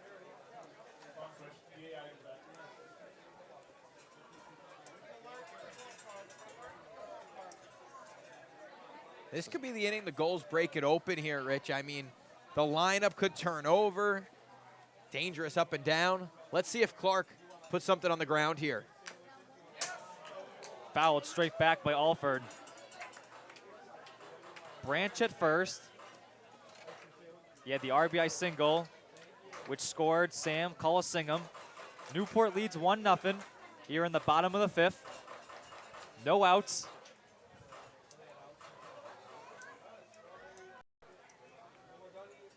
One-two pitch. Ground to third. Home play umpire saying it went off Alford.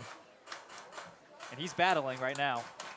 Yeah, good at bat here by Alford, and Home plate umpire Craig Andriozzi quick to say that was off of Alford, and I couldn't tell from up here. I just took Alford's word for it.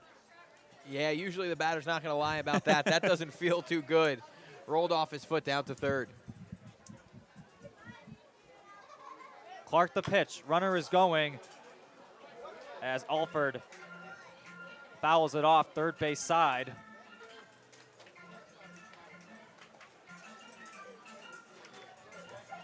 Four straight now that Alford has fouled off.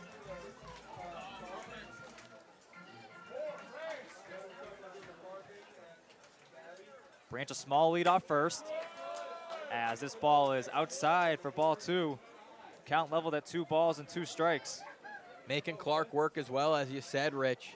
Long at bat here. Even if you get an out, that pitch count goes up, and the way Clark's been pitching, to see someone up in the Navigators bullpen at some point is going to be a win for the Gulls. As Alford swings and misses for strike 3. 1 out in the bottom of the 5th. That was the best breaking pitch that we've seen of the night by Braden Clark. That slider that just fell off the table. Really good at bat by Alford, but Clark ended up winning the battle, and a nice comeback for him, too, after giving up 2 straight hits. Third K for Braden Clark. This brings up Mike Anderson, the DH. 0 for 1. This ball in the dirt gets past Chattel, and Branch advances to second on the wild pitch. Yeah, not much you can do if you're Chattel there. A fastball that gets spiked doesn't even get to home plate. I think it came up and hit him in the face mask, so really nothing you can do if you're a catcher in that situation. I think that's the toughest part of the season for these players. Pitcher and catcher relationships for only 10 weeks, right? Off speed called, strike 1, and it's 1-1. I actually had a chance to talk with Jacob Burley, who was catching behind the plate tonight for the Gulls, and I asked him about catching his college teammate, Santosh Gautam, who is also pitching here for the Gulls. Got to do that a couple days ago, and he said it was just great. Speaking of Gautam, how good has he been for the Gulls early in this season? I mean, the pitching for Newport has just been phenomenal, and hitting looks good, right? But pitching wins you games. Yeah, and the pitching has been the story, and the offense really has just come alive over the last few games, but really what was carrying the Gulls through the first week of the NECBL season was the pitching staff. 1-2 nearly hits Anderson. Count now 2-2.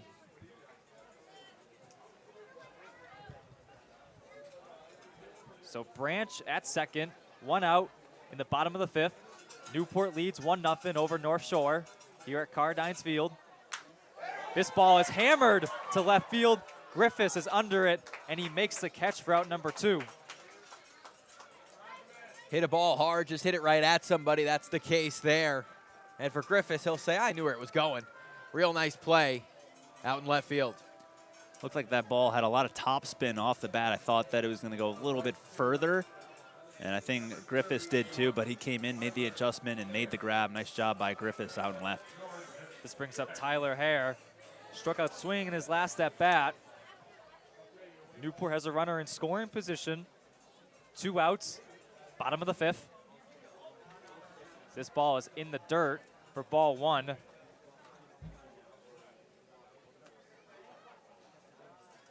This would be a win for Clark, just 1 run in the inning.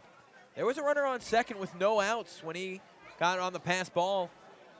So for Newport, they definitely wanted to at least move him over with 1, and you get him in with that line drive, you think.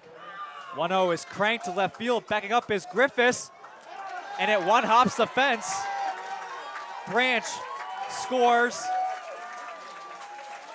An RBI double for Tyler Hare, and Newport takes a 2-0 lead in the bottom of the 5th. Tyler Hare going the other way with it. I thought that ball was going. That was carrying with the wind behind us. If he got a good gust there, that might have went a real good piece of hitting out the other way. No chance in left, and it's an RBI double for Hare. How about the power the other way, too, for Hare? Left-handed hitter going the other way, one-hopping the wall. Really impressive. This brings up the 9th hitter, Jake Burley. Got out on the 1-3 putout in his last at-bat. But Newport, Quinn, has come alive in this inning. Yeah, 3 hits, timely hitting too for the Gulls, and that is exactly what they need. They don't really need quantity. It's just the quality of the hits and where they come from. Colby Branch with a huge RBI single, and then a 2-out double by Hare. Really nice situational hitting by the Gulls. And we talked about it. They had 3 hits against North Adams, 2 runs, and it was timely. That was enough to win the game the way the pitching's going.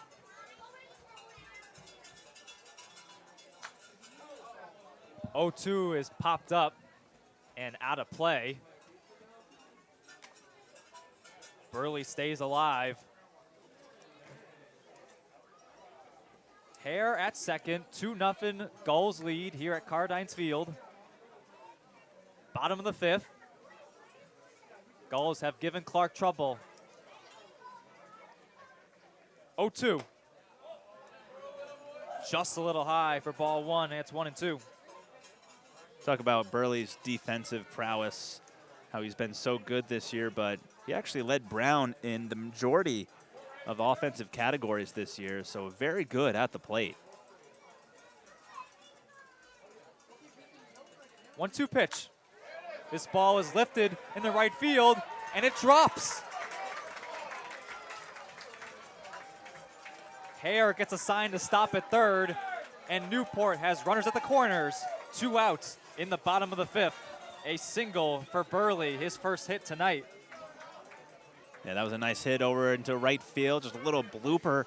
I thought Hare was going to score, but the right fielder, DeMartinez, he was playing pretty shallow, so he was able to get to that quickly and get the ball in. Now it looks like it's going to be a little meeting on the mound here. This looks like it'll just be to calm down Clark here, as they want to get him through 5 here, as he's pitched strong. It's just that Gulls lineup eventually is going to come around, and thought he could get out of the inning with maybe just a 1 run, but a big hit from Hare, and now Burley back-to-back, and trouble still mounting for him. And the one to do it was Sam Colasingham. He had that leadoff double to begin the bottom of the 5th. He's the only Gull to have 2 hits. Yeah, he's the perfect guy to do it. Yeah, he's been great tonight, and the Gulls just keep on keeping on with 2 outs, and now they have the guy that they want at the plate with runners at the corners trying to extend their lead here in D'Onofrio. It's at an 0 for night, but it only takes 1 at-bat for him to turn things around. And Mike, the Gulls aren't hitting hard. They're just contact hitting, as this ball is hit right back to Clark on the mound, throws it to first in time to end the bottom of the 5th, but not before. 2 runs cross for Newport. It all started with Sam Colasingham, and then the Gulls just took care of business. They lead 2-0 after 5. We'll be back on the NECBL Network from Cardines Field. I'm Becky Gibble, and this is Simply Southern New England, where we'll bring you the best of what this area has to offer. Whether you're looking to explore new neighborhoods, try something new, or stay connected, we'll bring you the best food, fun, and people that make this area what it is. This is Simply Southern New England. Simply Southern New England is brought to you by Harbor One Bank, with you in banking and life.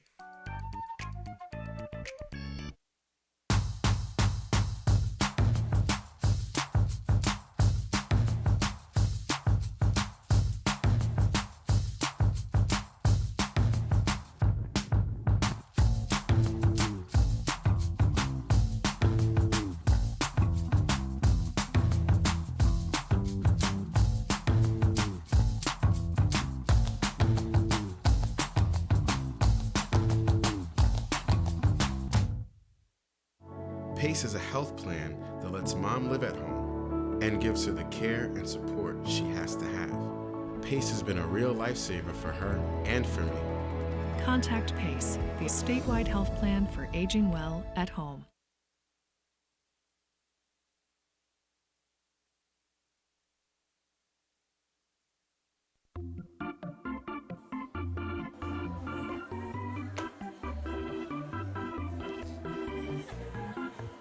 We're back here on the NACBL Network. Rich Rosa, Quinn Pizzell, Mike Bassier. As we begin the top of the 6th, 2-0 Gulls lead. They finally got to Braden Clark in that inning, And Mike, Sam Colasingham started it off. Second team All-American from Air Force, 100 hits. He's been doing it all year. A single and a double to his name today. The Gulls string together 4 hits in the inning and are able to take a 2-run lead. Back to top of the order for North Shore, and it's Peter Meservy, who is 0 for 2.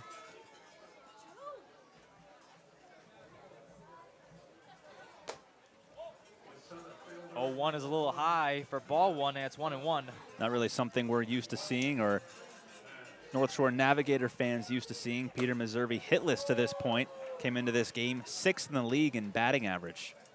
Really enjoyed watching him play at Harvard this season. Hit 280 on the year, and it just seemed like he was a timely clutch hitter as well for the team. 1-2. Line right back to Sider on the mound. Great reflexes by him. 1 out. How many times today, Quinn, are we going to see the pitcher make a play for himself? I mean, it's been great. A display of athleticism from these pitchers on both sides. Yeah, you don't really think of the pitcher as a defender.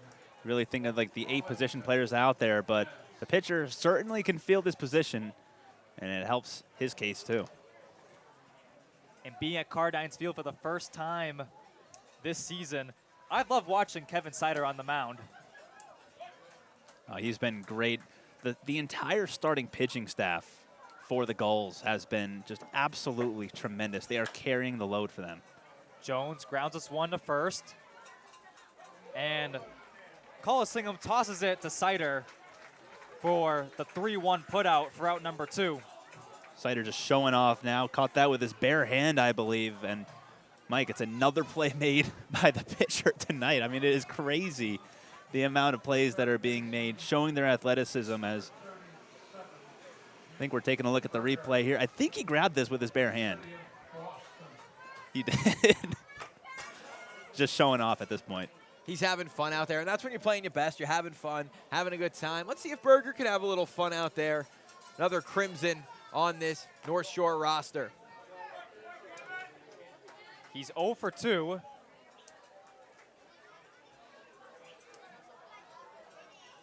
The 1-1.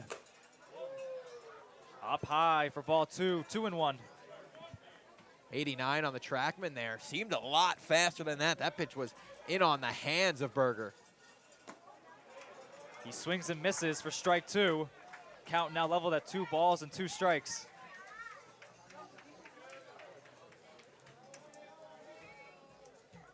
Two-two pitch. Called strike 3. 1-2-3 inning for Kevin Sider. And Newport is rolling, and so is Sider himself. Newport leads 2-0. We'll be back for the bottom of the 6th on the NACBL Network from Cardines Field.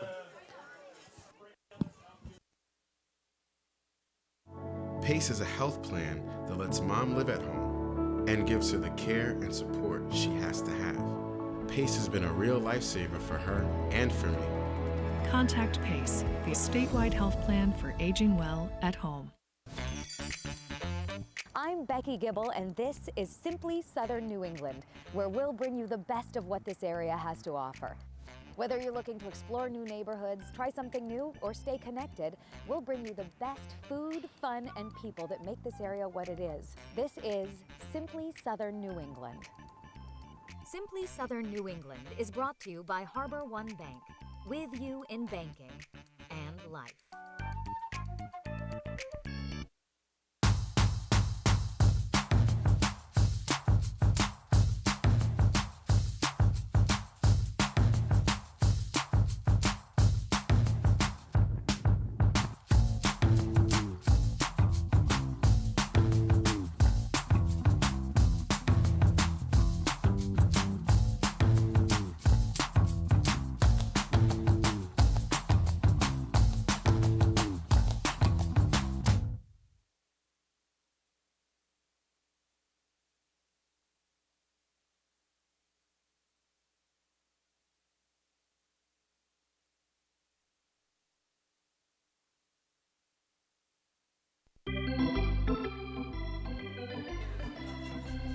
We're back here on the NACBL Network. Rich Rosa, Quinn Pizzell, Mike Bassier.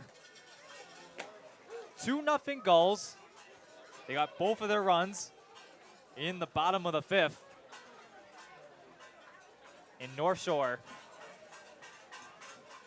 just couldn't get it done in the top of the 6th. Newport trying to add some insurance runs here in this inning. And how about the work that Braden Clark did? He's out after 5 innings, but he was great. Only gave up 2 runs against this Newport Gulls offense. Kept his team in the game, even though the offense cannot do anything for him. But now it's a new pitcher. New pitcher on the mound for the Navigators. And we will tell you who he is in just a moment as we wait for Point Streak. He's wearing a different jersey number.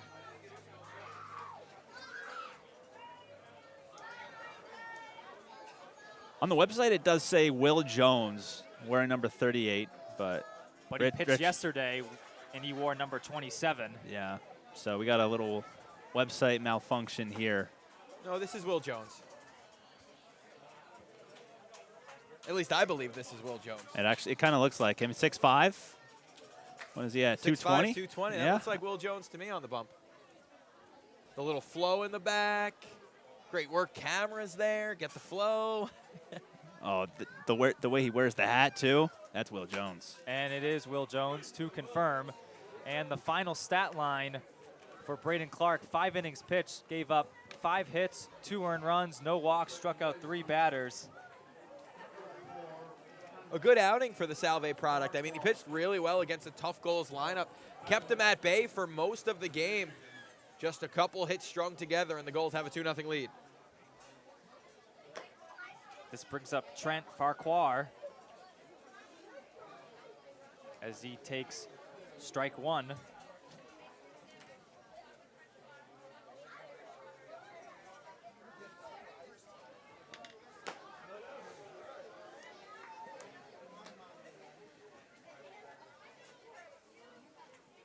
Farquhar 0 for 2 on the day, but is able to strike at any moment, as he's been really dangerous early in the season for the Gulls and had a phenomenal year for Sparty. Farquhar grounds at the short, throw to first, in time for out number 2.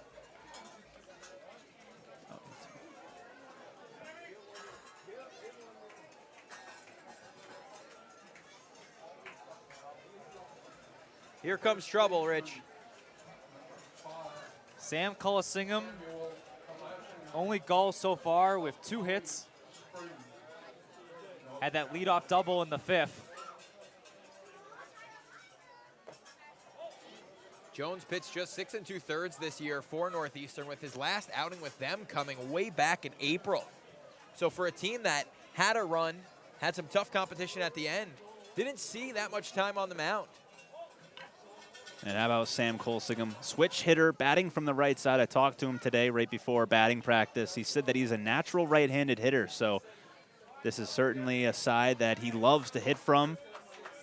We've seen him a lot from the left side, but getting his first at-bat from the right side here. 2-0, called strike 1, and it's 2-1.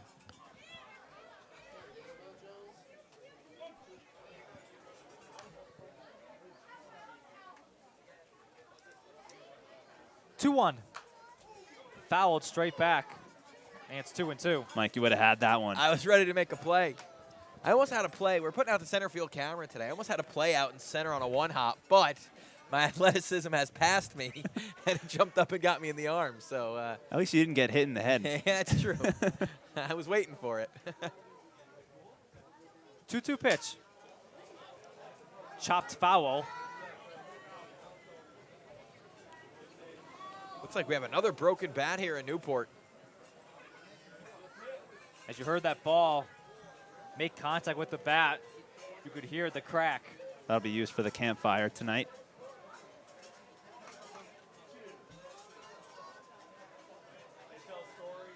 That piece of wood is not cheap, Quentin. No, they are not. Now you got to prep the bat how you want it.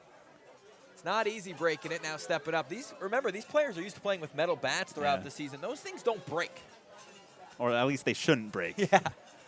Those things break rarely, we should Yeah. say. Never say never, right? 2 outs in the bottom of the 6th. 2-0 Newport.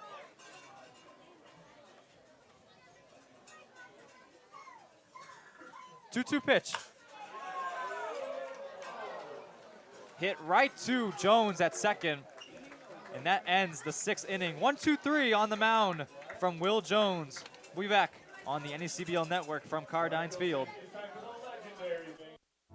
PACE is a health plan that lets mom live at home and gives her the care and support she has to have. PACE has been a real lifesaver for her and for me. Contact PACE, the statewide health plan for aging well at home.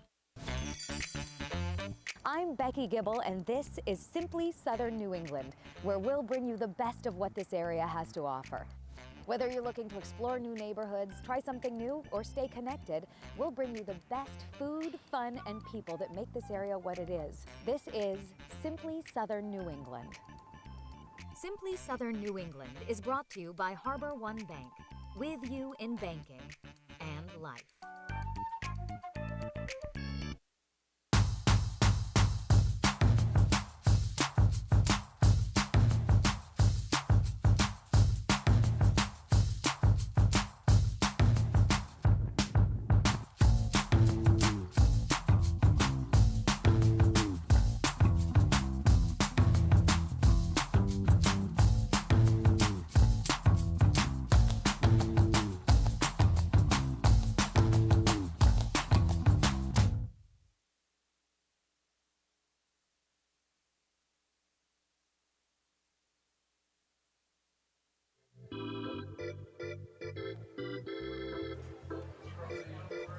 We're back here on the NECBL Network. Rich Rosa, Quinn Pizzell, and Mike Bassier. Top of the 7th here at Cardines, and I will give it back to Quinn and Pizzell, voice of the Newport Gulls. Thank you, Rich. I appreciate that. We've got a new pitcher on the mound for the Newport Gulls. You take a look at the bullpen over there. The North Shore Navigators. A little bit of a chilly night. Rain has been falling steadily. I'd say a little bit of a drizzle. But they're keeping engaged, staying up on their feet. And it is a new pitcher on the mound, the right-hander from the University of California, Los Angeles, otherwise known as UCLA, Nate Leibold, the right-hander. Pitched in 8 games this past year at UCLA, pitched to a 7.56 earned run average, 7 strikeouts in 8 1/3 innings. So he'll be on the mound making his first appearance of the 2023 NECBL season. He'll face 4-5-6 in the lineup for the Navigators. The pitch is on the inside corner for a strike 0-1. Got to spend a little time with Nate when he first got here just a couple days ago. Solid pitcher for the Bruins, a really good team that plays some tough competition out west. Obviously, Stanford, a team they play quite a bit. And Leibold, couple pitches in the arsenal. Let's see what he's working with here today. Well, he comes in to replace Kevin Sider, who went 6 strong innings, 2 hits, no runs, no walks, and 9 strikeouts. The winning pitcher right now, as that fastball rides in at 90 miles an hour, a little high, 1-2. See what Leibold has as a put-away pitch. Tried to go up heat there. Let's see if he goes with something off speed here. And he does, and it is on the inside corner. Strike 3 called. Griffiths didn't think so, but he'll head down to first base as the ball pops in and out of the glove of Burley. And Griffiths still cannot believe it as he is put away, 1 down. Off-speed pitch, high in the zone. I think he thought it was a little late to break back into the zone, but in there for a called strike 3. Burley, good job, alert. Go find it and throw it over to first. So now it'll be Jacob Jarrell, 0 for 2 tonight.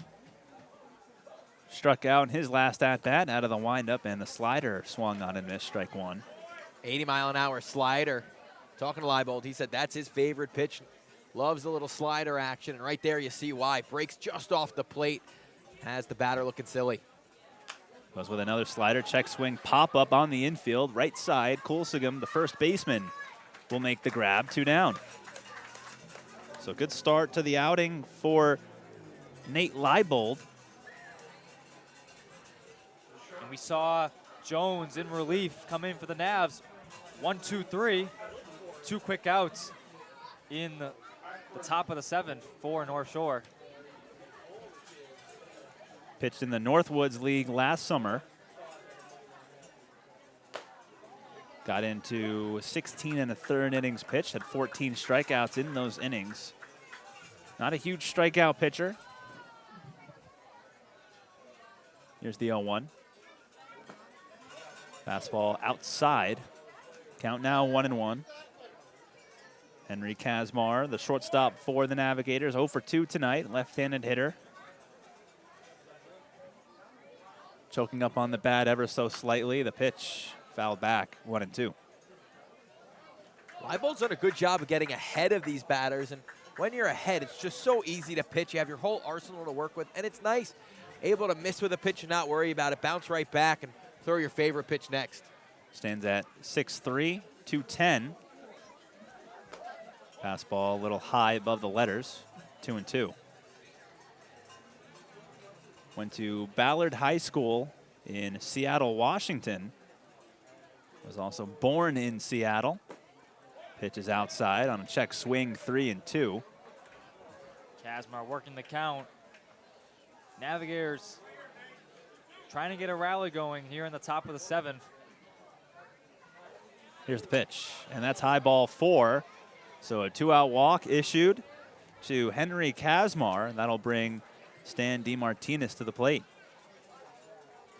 Really dangerous for Bentley, as we talked about. Hasn't been able to get going today much. Did reach on that catcher's interference. Struck out in his first at-bat. First walk of the evening given up by Newport Gulls pitching. Fastball's outside, 1-0. So even though Sider had a very dominant outing, and it seems like the Gulls are in control of this game, the Navigators only one swing of the bat away from tying this up. And I can promise you that DeMartinez has the power to tie this game up. Saw it firsthand a couple times this season. Had 11 home runs in 45 games for Bentley. It was his first year with Bentley after he spent 2 seasons at Bryant. Kazmar takes his lead from first. Here's the 1-2, breaking ball fouled back. DeMartinez is a returner. Played in North Shore last summer, had 36 games. Batted 191, did not hit a home run for North Shore. Good look at the top of his helmet there. See that rain still coming down just a little bit, but that big stuff we were expecting must have missed. 1-2 is a check swing. Did he go? He did, says home plate umpire Craig Andriozzi. Strikeout for Leibold, second strikeout of his outing, and a scoreless inning for Leibold. 7th inning stretch here at Cardines. We'll head to the bottom of the 7th, 2-0 Gulls. PACE is a health plan that lets mom live at home and gives her the care and support she has to have. PACE has been a real lifesaver for her and for me. Contact PACE, the statewide health plan for aging well at home. I'm Becky Gibble, and this is Simply Southern New England, where we'll bring you the best of what this area has to offer. Whether you're looking to explore new neighborhoods, try something new, or stay connected, we'll bring you the best food, fun, and people that make this area what it is. This is Simply Southern New England. Simply Southern New England is brought to you by Harbor One Bank, with you in banking and life.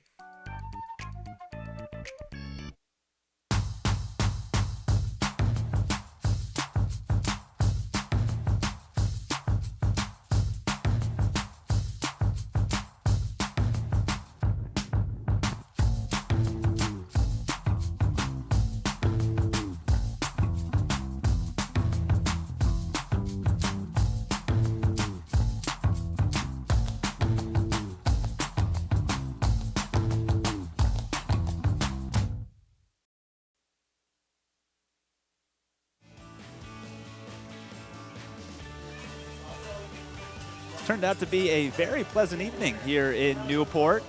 Sun actually came out for a little bit.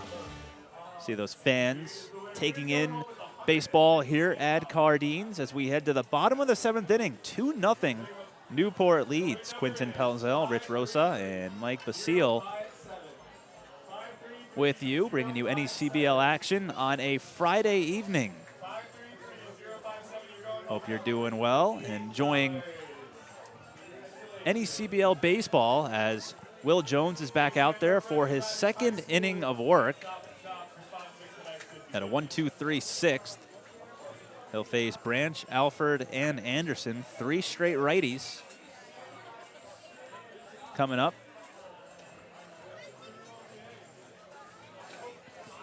As Colby Branch will dig in. Big, tall left-hander is Jones. And for me, it's so hard to pick, but you look at this lineup up and down. I mean, even on the bench, see a couple guys getting up. Looks like Butler had a bat in his hand. Ball hit to the right side. Easy play for Brendan Jones. And he makes the play, 1 away. Seen a lot of that today. Were you going to say that, yeah, Rich? I was going to say, we've seen a lot tonight where guys are going after the first pitch. Going after the first pitch, and other than 1 hit, I believe, first pitch swinging, that's all we've seen on first pitch swinging. Now it's Slade Alford, 0 for 2 tonight. Lefty deals, swung on and missed. Foul tip into the catcher's glove. Healthy hack from Alford.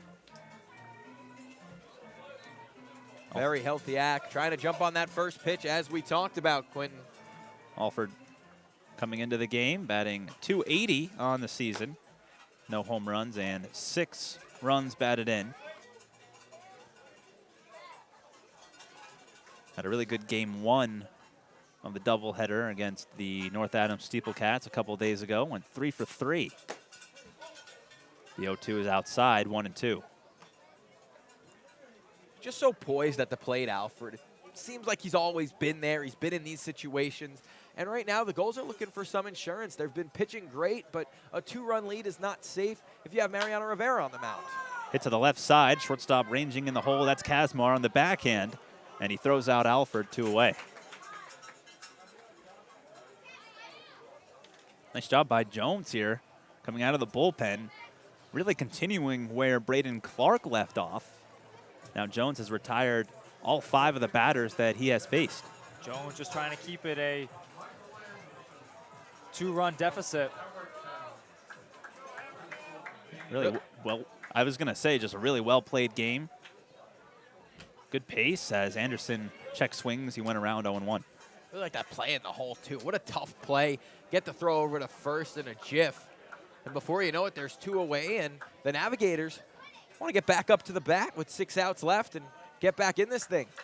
Not that they're out of it right now at all, Rich, but you get the first one and you feel like you can get the second. Right now with that goose egg on the board, you're still not feeling like you can get there just yet. Well, they had a little bit rally going in the top of the 4th and then in the top of the 5th. That one takes a wicked hop on the shortstop Kazmar and gets put in the left field for, say, a base hit there, because that's just a wicked hop on the Cardines infield here.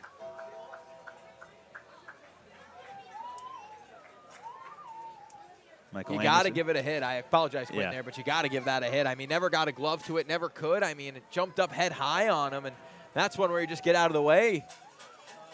Yeah, that one, if you're Kazmar, you're just lucky that didn't come back and hit you up in the head area. Hit number 6 for Newport. We mentioned earlier, Mike, contact hitting, not hitting it hard, just getting it into the field of play. And now a pinch hitter for Tyler Hare will be Billy Butler from the University of Rhode Island. And he had a terrific year for URI as he comes in to replace Tyler Hare. Won all A-10 first team. Rising senior now, as he's looking to add some insurance here for the Gulls as he swings and misses, strike 1. Was looking for the insurance runs there, looking to make it a 4-0 game as he swung through a fastball right over the heart of the plate. Does have a grand slam this year.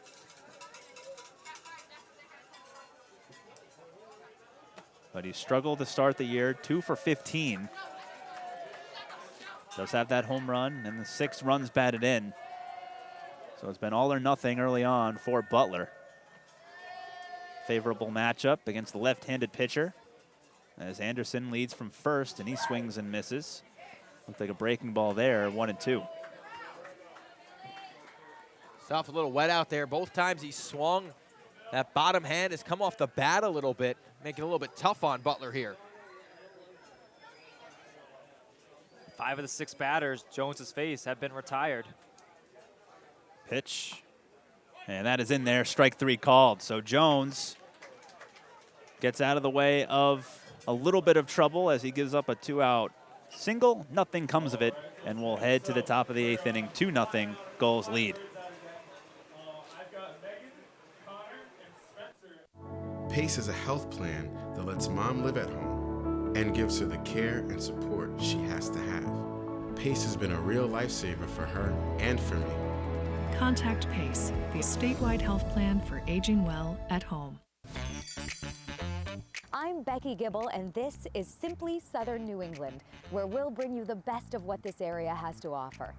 Whether you're looking to explore new neighborhoods, try something new, or stay connected, we'll bring you the best food, fun, and people that make this area what it is. This is Simply Southern New England. Simply Southern New England is brought to you by Harbor One Bank, with you in banking and life.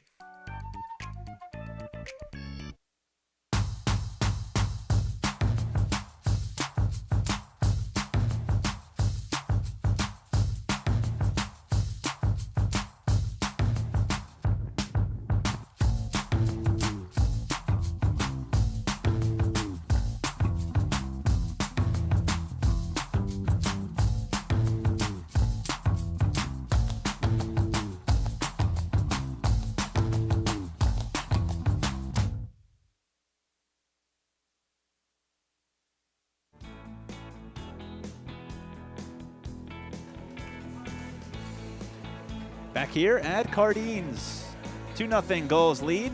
6 hits for the Gulls. Navigators with 2. We'll try to get a little bit more here in the top of the 8th inning as they are running out of at-bats. 6 more outs to work with as Nate Leibold is back to the mound for his 2nd inning of work out of the bullpen. Just want to mention that Colton Freeman now is playing right field, replacing Tyler Hare. That's the depth the Gulls have. Butler comes up to the plate to hit, and then they get Freeman out there in right with some good speed, and he knows the Cardines outfield as well. For Colton Freeman, rising senior from Dartmouth College from Laguna Beach, California. Natural center fielder, too, so you have a center fielder playing in right. It's always to your advantage to have the guy who's more used to covering more ground out in right field, especially a very spacious right field here at Cardines. So that one is fouled away. And it's 2-2 to Tommy O'Connor, a left-handed hitter. That one goes into the road. O'Connor on the day has struck out twice. Leibold's looking for the trifecta here. There it is. And he gets it. Painted it on the inner corner. One away as the number 9 hitter, Matthew Chattel, comes to the plate. And Chattel has struck out in both his at-bats. Yeah, 7, 8, and 9 in this lineup have struck out 7 times so far.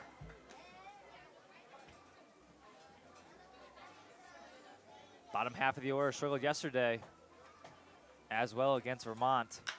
That one is hit high in the air to left field. Back goes Jordan. He's still running. Looks up, and he gives way to Anthony D'Onofrio, who makes the grab. I thought Jordan was going to have it. He was tracking it, but Mike, as you said it plenty of times on this broadcast, D'Onofrio just covers so much ground, and he was there to make the grab. So impressive. I mean, I thought that was in the gap, one hopping the wall. Check out the speed here of D'Onofrio. Blink and you'll miss him. Dakota Jordan thinks he's got it. Called off by the center fielder. Phenomenal. He also saved us in center field, putting up the center field camera today. So I told him we got to give him the play of the game. Maybe he can have a couple today. That one is fouled back, 0-1.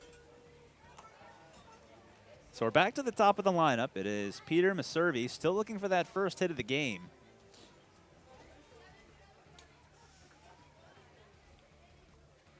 And that one is a breaking ball that sits a little high, 1-1. Maservi born in Weston, Massachusetts, rising senior. Has hit in every game that he's played in. Pitch is fouled to the right side, 1-2. And his last at-bat was his best. He lined one right back up the middle, but if you remember, Sider made a great play coming off the mound to knock it down and make the play. So we'll see if the Harvard product can get a hit and keep the 8th alive. Only 4 outs left. Already 3 multi-hit games on the season, but comes up empty on that swing. 1-2-3. Go the Navigators here in the 8th. We are on to the bottom of the 8th inning. 2-0. Gulls lead on the NECBL Broadcast Network.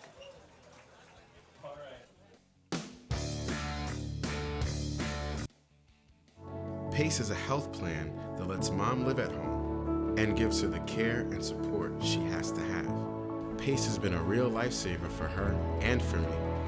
Contact PACE, the statewide health plan for aging well at home. I'm Becky Gibble, and this is Simply Southern New England, where we'll bring you the best of what this area has to offer. Whether you're looking to explore new neighborhoods, try something new, or stay connected, we'll bring you the best food, fun, and people that make this area what it is. This is Simply Southern New England. Simply Southern New England is brought to you by Harbor One Bank, with you in banking and life.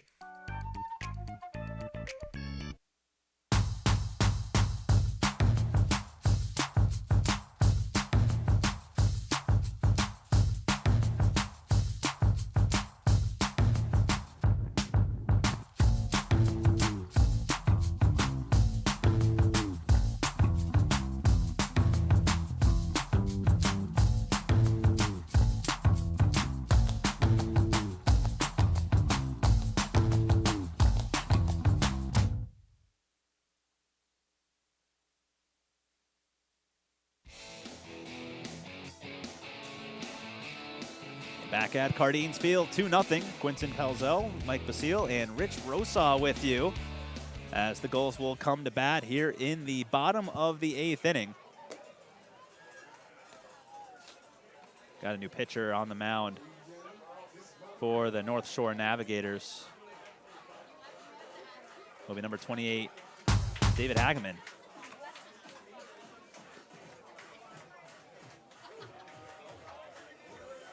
Hageman, the right-hand pitcher from West Virginia University, rising sophomore, 6'4", 205.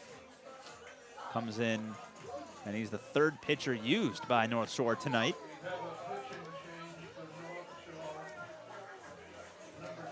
We'll see if Hageman could get the Gulls down 1-2-3 here. Burley's going to try to flip the lineup over with a hit and add some insurance for the Gulls here, with the Navs just down to 3 outs, I should say. Gulls trying to get some insurance. Burley singled in his last at-bat, dunked one into right field. Tall right-hander deals.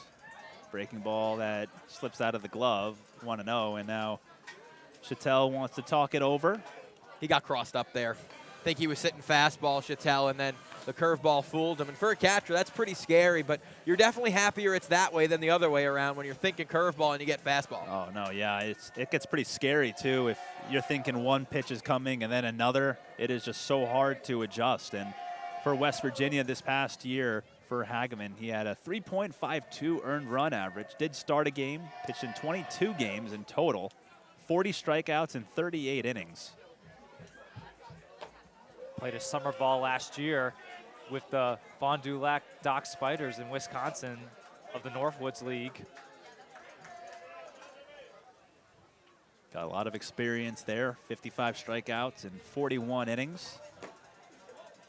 That pitch is low, a 92-mile-an-hour fastball. He only gave up 2 home runs in 38 innings this past year.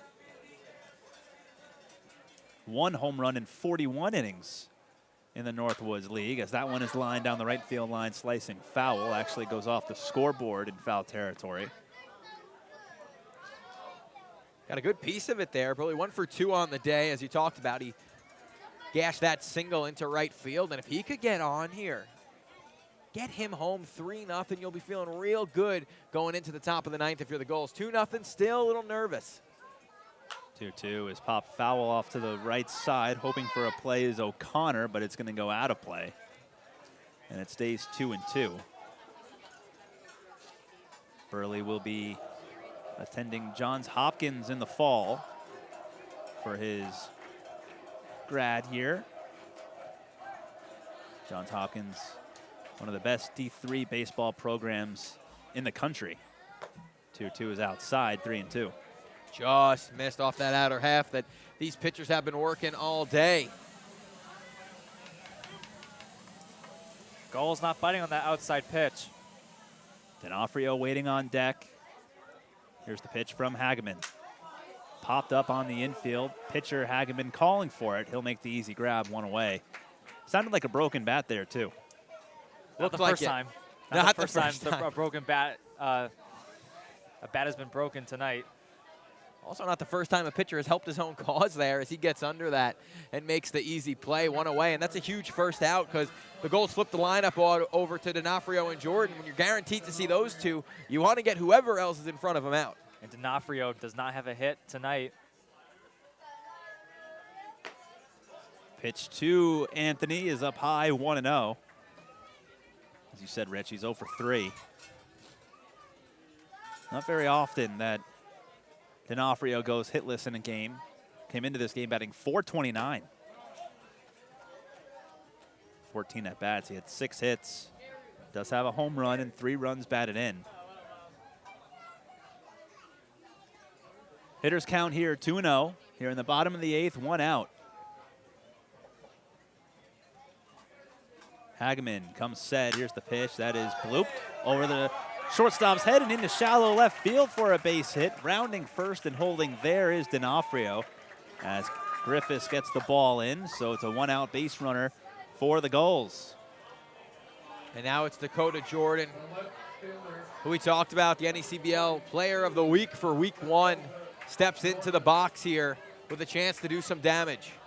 Another broken bat on that hit by D'Onofrio. That could have gone for extra bases, but just blooped over Kazmar's head at short. So D'Onofrio finally able to get a hit. We'll see if Jordan is finally able to get a hit. How about this? D'Onofrio and Jordan, 2 leaders in batting average on the Gulls. Before D'Onofrio singled, were 0 for 6 combined. Jordan grounds one up the middle. D'Onofrio was running on the pitch. Second baseman Jones tags second, throws to first. It's a double play. And that'll do it for the Gulls as Jones, the steal attempt, put him right on the second base bag, which made it as easy as possible for Jones to complete the play. So Gulls go 1-2-3. We'll head to the 9th. 2-0 Gulls lead.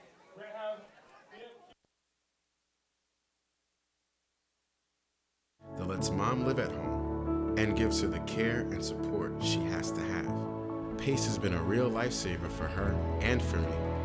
Contact PACE, the statewide health plan for aging well at home.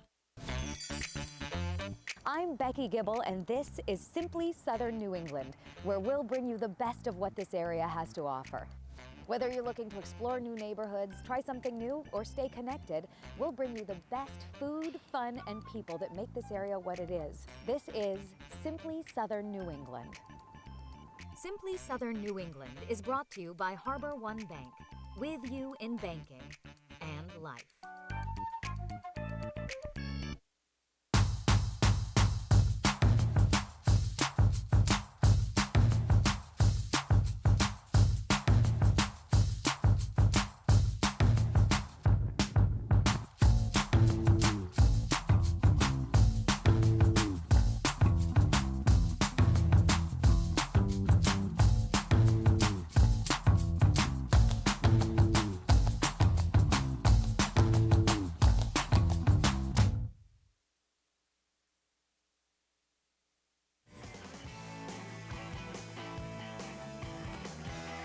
Back at Cardines Field as they try to finish this game off here in the 9th inning. As you can see, some in-between festivities with some kids, giving away some gear.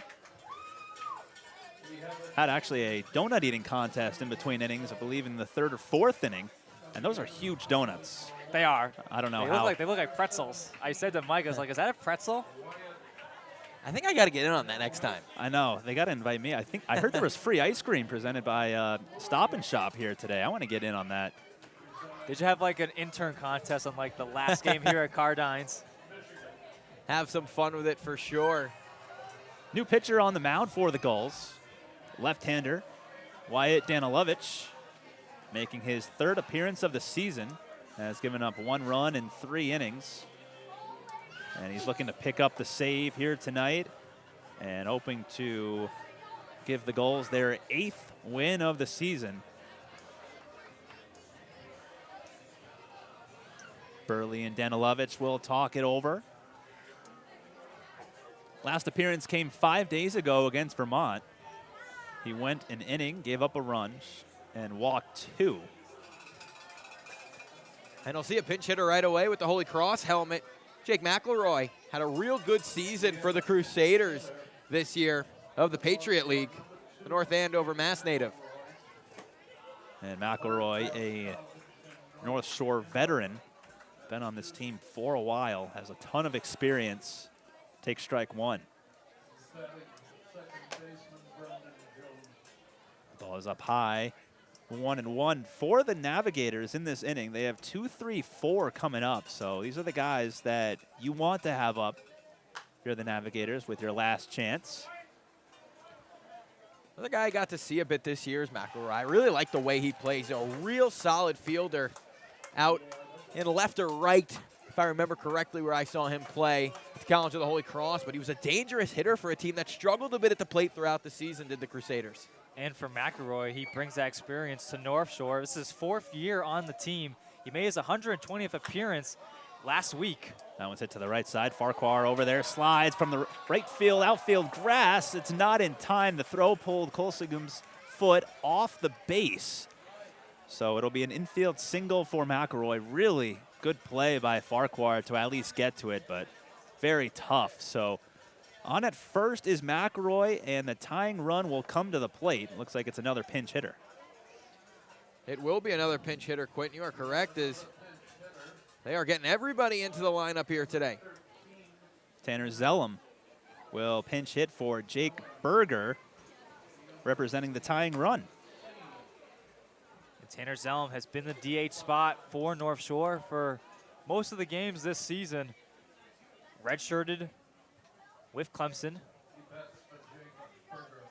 Danilovich deals a fastball. It's in there for a strike. Fastball in the upper 80s, lower 90s for Danilovich. Also loves to go with his breaking ball. Leading from first is McElroy. The pitch is on the ground to the left side. Alfred has it, throws to second for 1. Farquhar to first. It's a double play. 5-4-3 as they go around the horn. 2 down, and the Navigators down to their final out. How about the quick turn from Farquhar? Watch the feet here. So quick, spins it over to first, no problem. Taylor made double play ball. Freeman stoked out in right field. He's having a great time as the Gulls are 1 out away from win number 8 on the season. And Farquhar had time to get that ball to Coliseum. It's in there for a strike, 0-1. I was just going to say, the camera work was fantastic on that, going around the horn there, following the ball. Terrific job by our camera men and women tonight. Well, men and women tonight. Gulls just 1 strike away. Danilovich has the whole arsenal to work with. The crafty lefty. Let's see what he goes with here.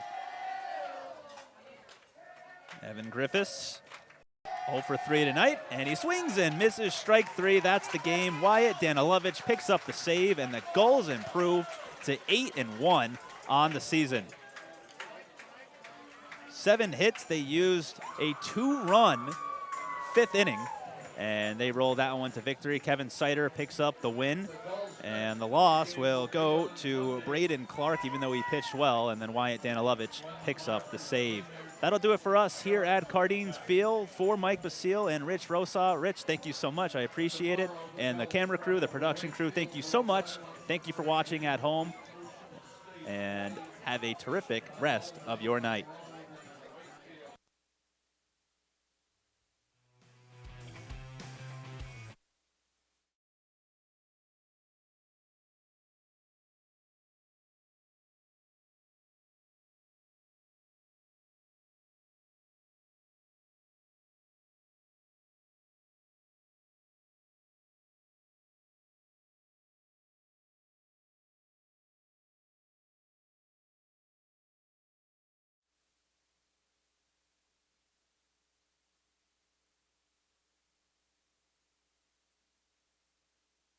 Monday, July 23rd, the NECBL's best will head to historic Frazier Field in Lynn, Massachusetts for the 2023 NECBL All-Star Game presented by Metro Credit Union. Don't miss the marquee event of the summer. Visit asg23.necbl.com for more information. The choice of Major League All-Stars is now the official batting gloves of the New England League, Bruce Bolt. Bruce Bolt batting gloves are handmade by skilled craftsmen using 100% real Cabretta leather. The stitching, materials, and unique design make these the best-fitting, most durable batting gloves in baseball. For more information, visit brucebolt.us. That's brucebolt.us. By following the New England League on all of our social media channels. Like us on Facebook at facebook.com/NECBL. Follow us on Twitter and Instagram at the NECBL, and subscribe to our YouTube channel as well.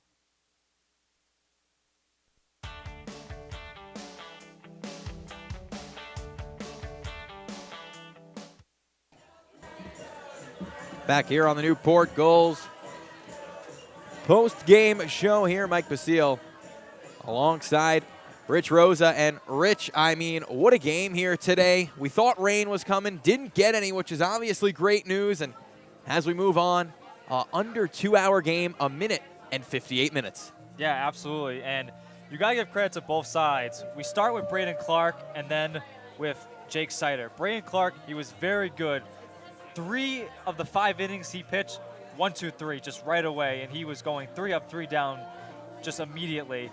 And he got in a little bit of a pickle in that 5th inning and just couldn't get out of it. But give credit to Sam Colasingham. He started that inning off with a leadoff double, and just that began the rally for Newport and ended up being the eventual 2 runs, which ended up being the winner tonight. It was the second-team All-American, Sam Colasingham, and Colby Branch, the freshman sensation from the Baylor Bears, getting things done for the Gulls on a Friday night at Cardines. The Gulls have improved to 8-1 on the season now, and it seems like even if we talked about it, even if they're not hitting their best, they get the timely hitting when they need it. They do, and I mentioned throughout the broadcast that it wasn't hard hitting. It was just contact hitting. They were putting the ball in play, and they were just putting in spots where they knew North Shore was going to have trouble. And we saw that with that ball that was hit into left field that one-hopped the fence. That brought home the first run of the game for Newport. And when you look at that, you just know, like, there's their trouble. And Newport, give credit to the whole pitching staff.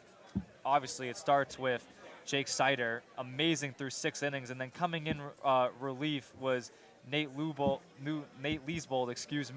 and then coming in to get the save, Danilovic. Just awesome pitching by the Gulls, and they're 8-1 for a reason. They have the best CRA in the NECBL. They're the best hitting team in the NECBL, and a good way for them to bounce back after struggling to hit the ball in Game 2 against North Adams, but they did get the win 2-1. So 2 close wins for them, but they're on track right now and off to a hot start. Hitting wins games, pitching wins championships. That's what the Gulls have their eyes set on way too early in the season. On the other side of things for the Navigators, on their pitching side, a lot of positives as well. Definitely better that we have seen in the past few games. The relievers, Will Jones, did a really good job. David Hageman came in, did an amazing job. Just hitting just wasn't enough. The pitching overpowered tonight by the Gulls, and definitely positive signs going forward for North Shore as they try to get out of this 6-game losing streak. They are on the road tomorrow against Vermont, pending if the rain holds off, a potential big storm hitting the New England area tomorrow, about to begin very late overnight. But for them, just right now they're 2-7, a similar start to where they were last year. But I think you can take a lot of positives, and they played well against the #1 team right now in the NACBL. Rich, thanks for joining us. We're going to send it down to Quentin Pelzel with Kevin Sider.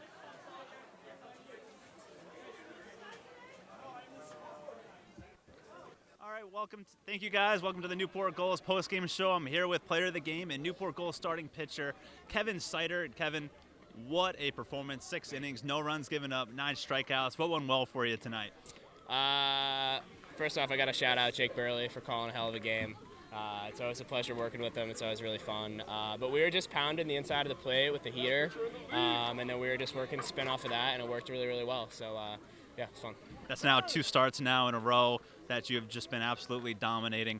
What has worked well for you so far here in your first 2 starts in the NECBL against some really tough competition?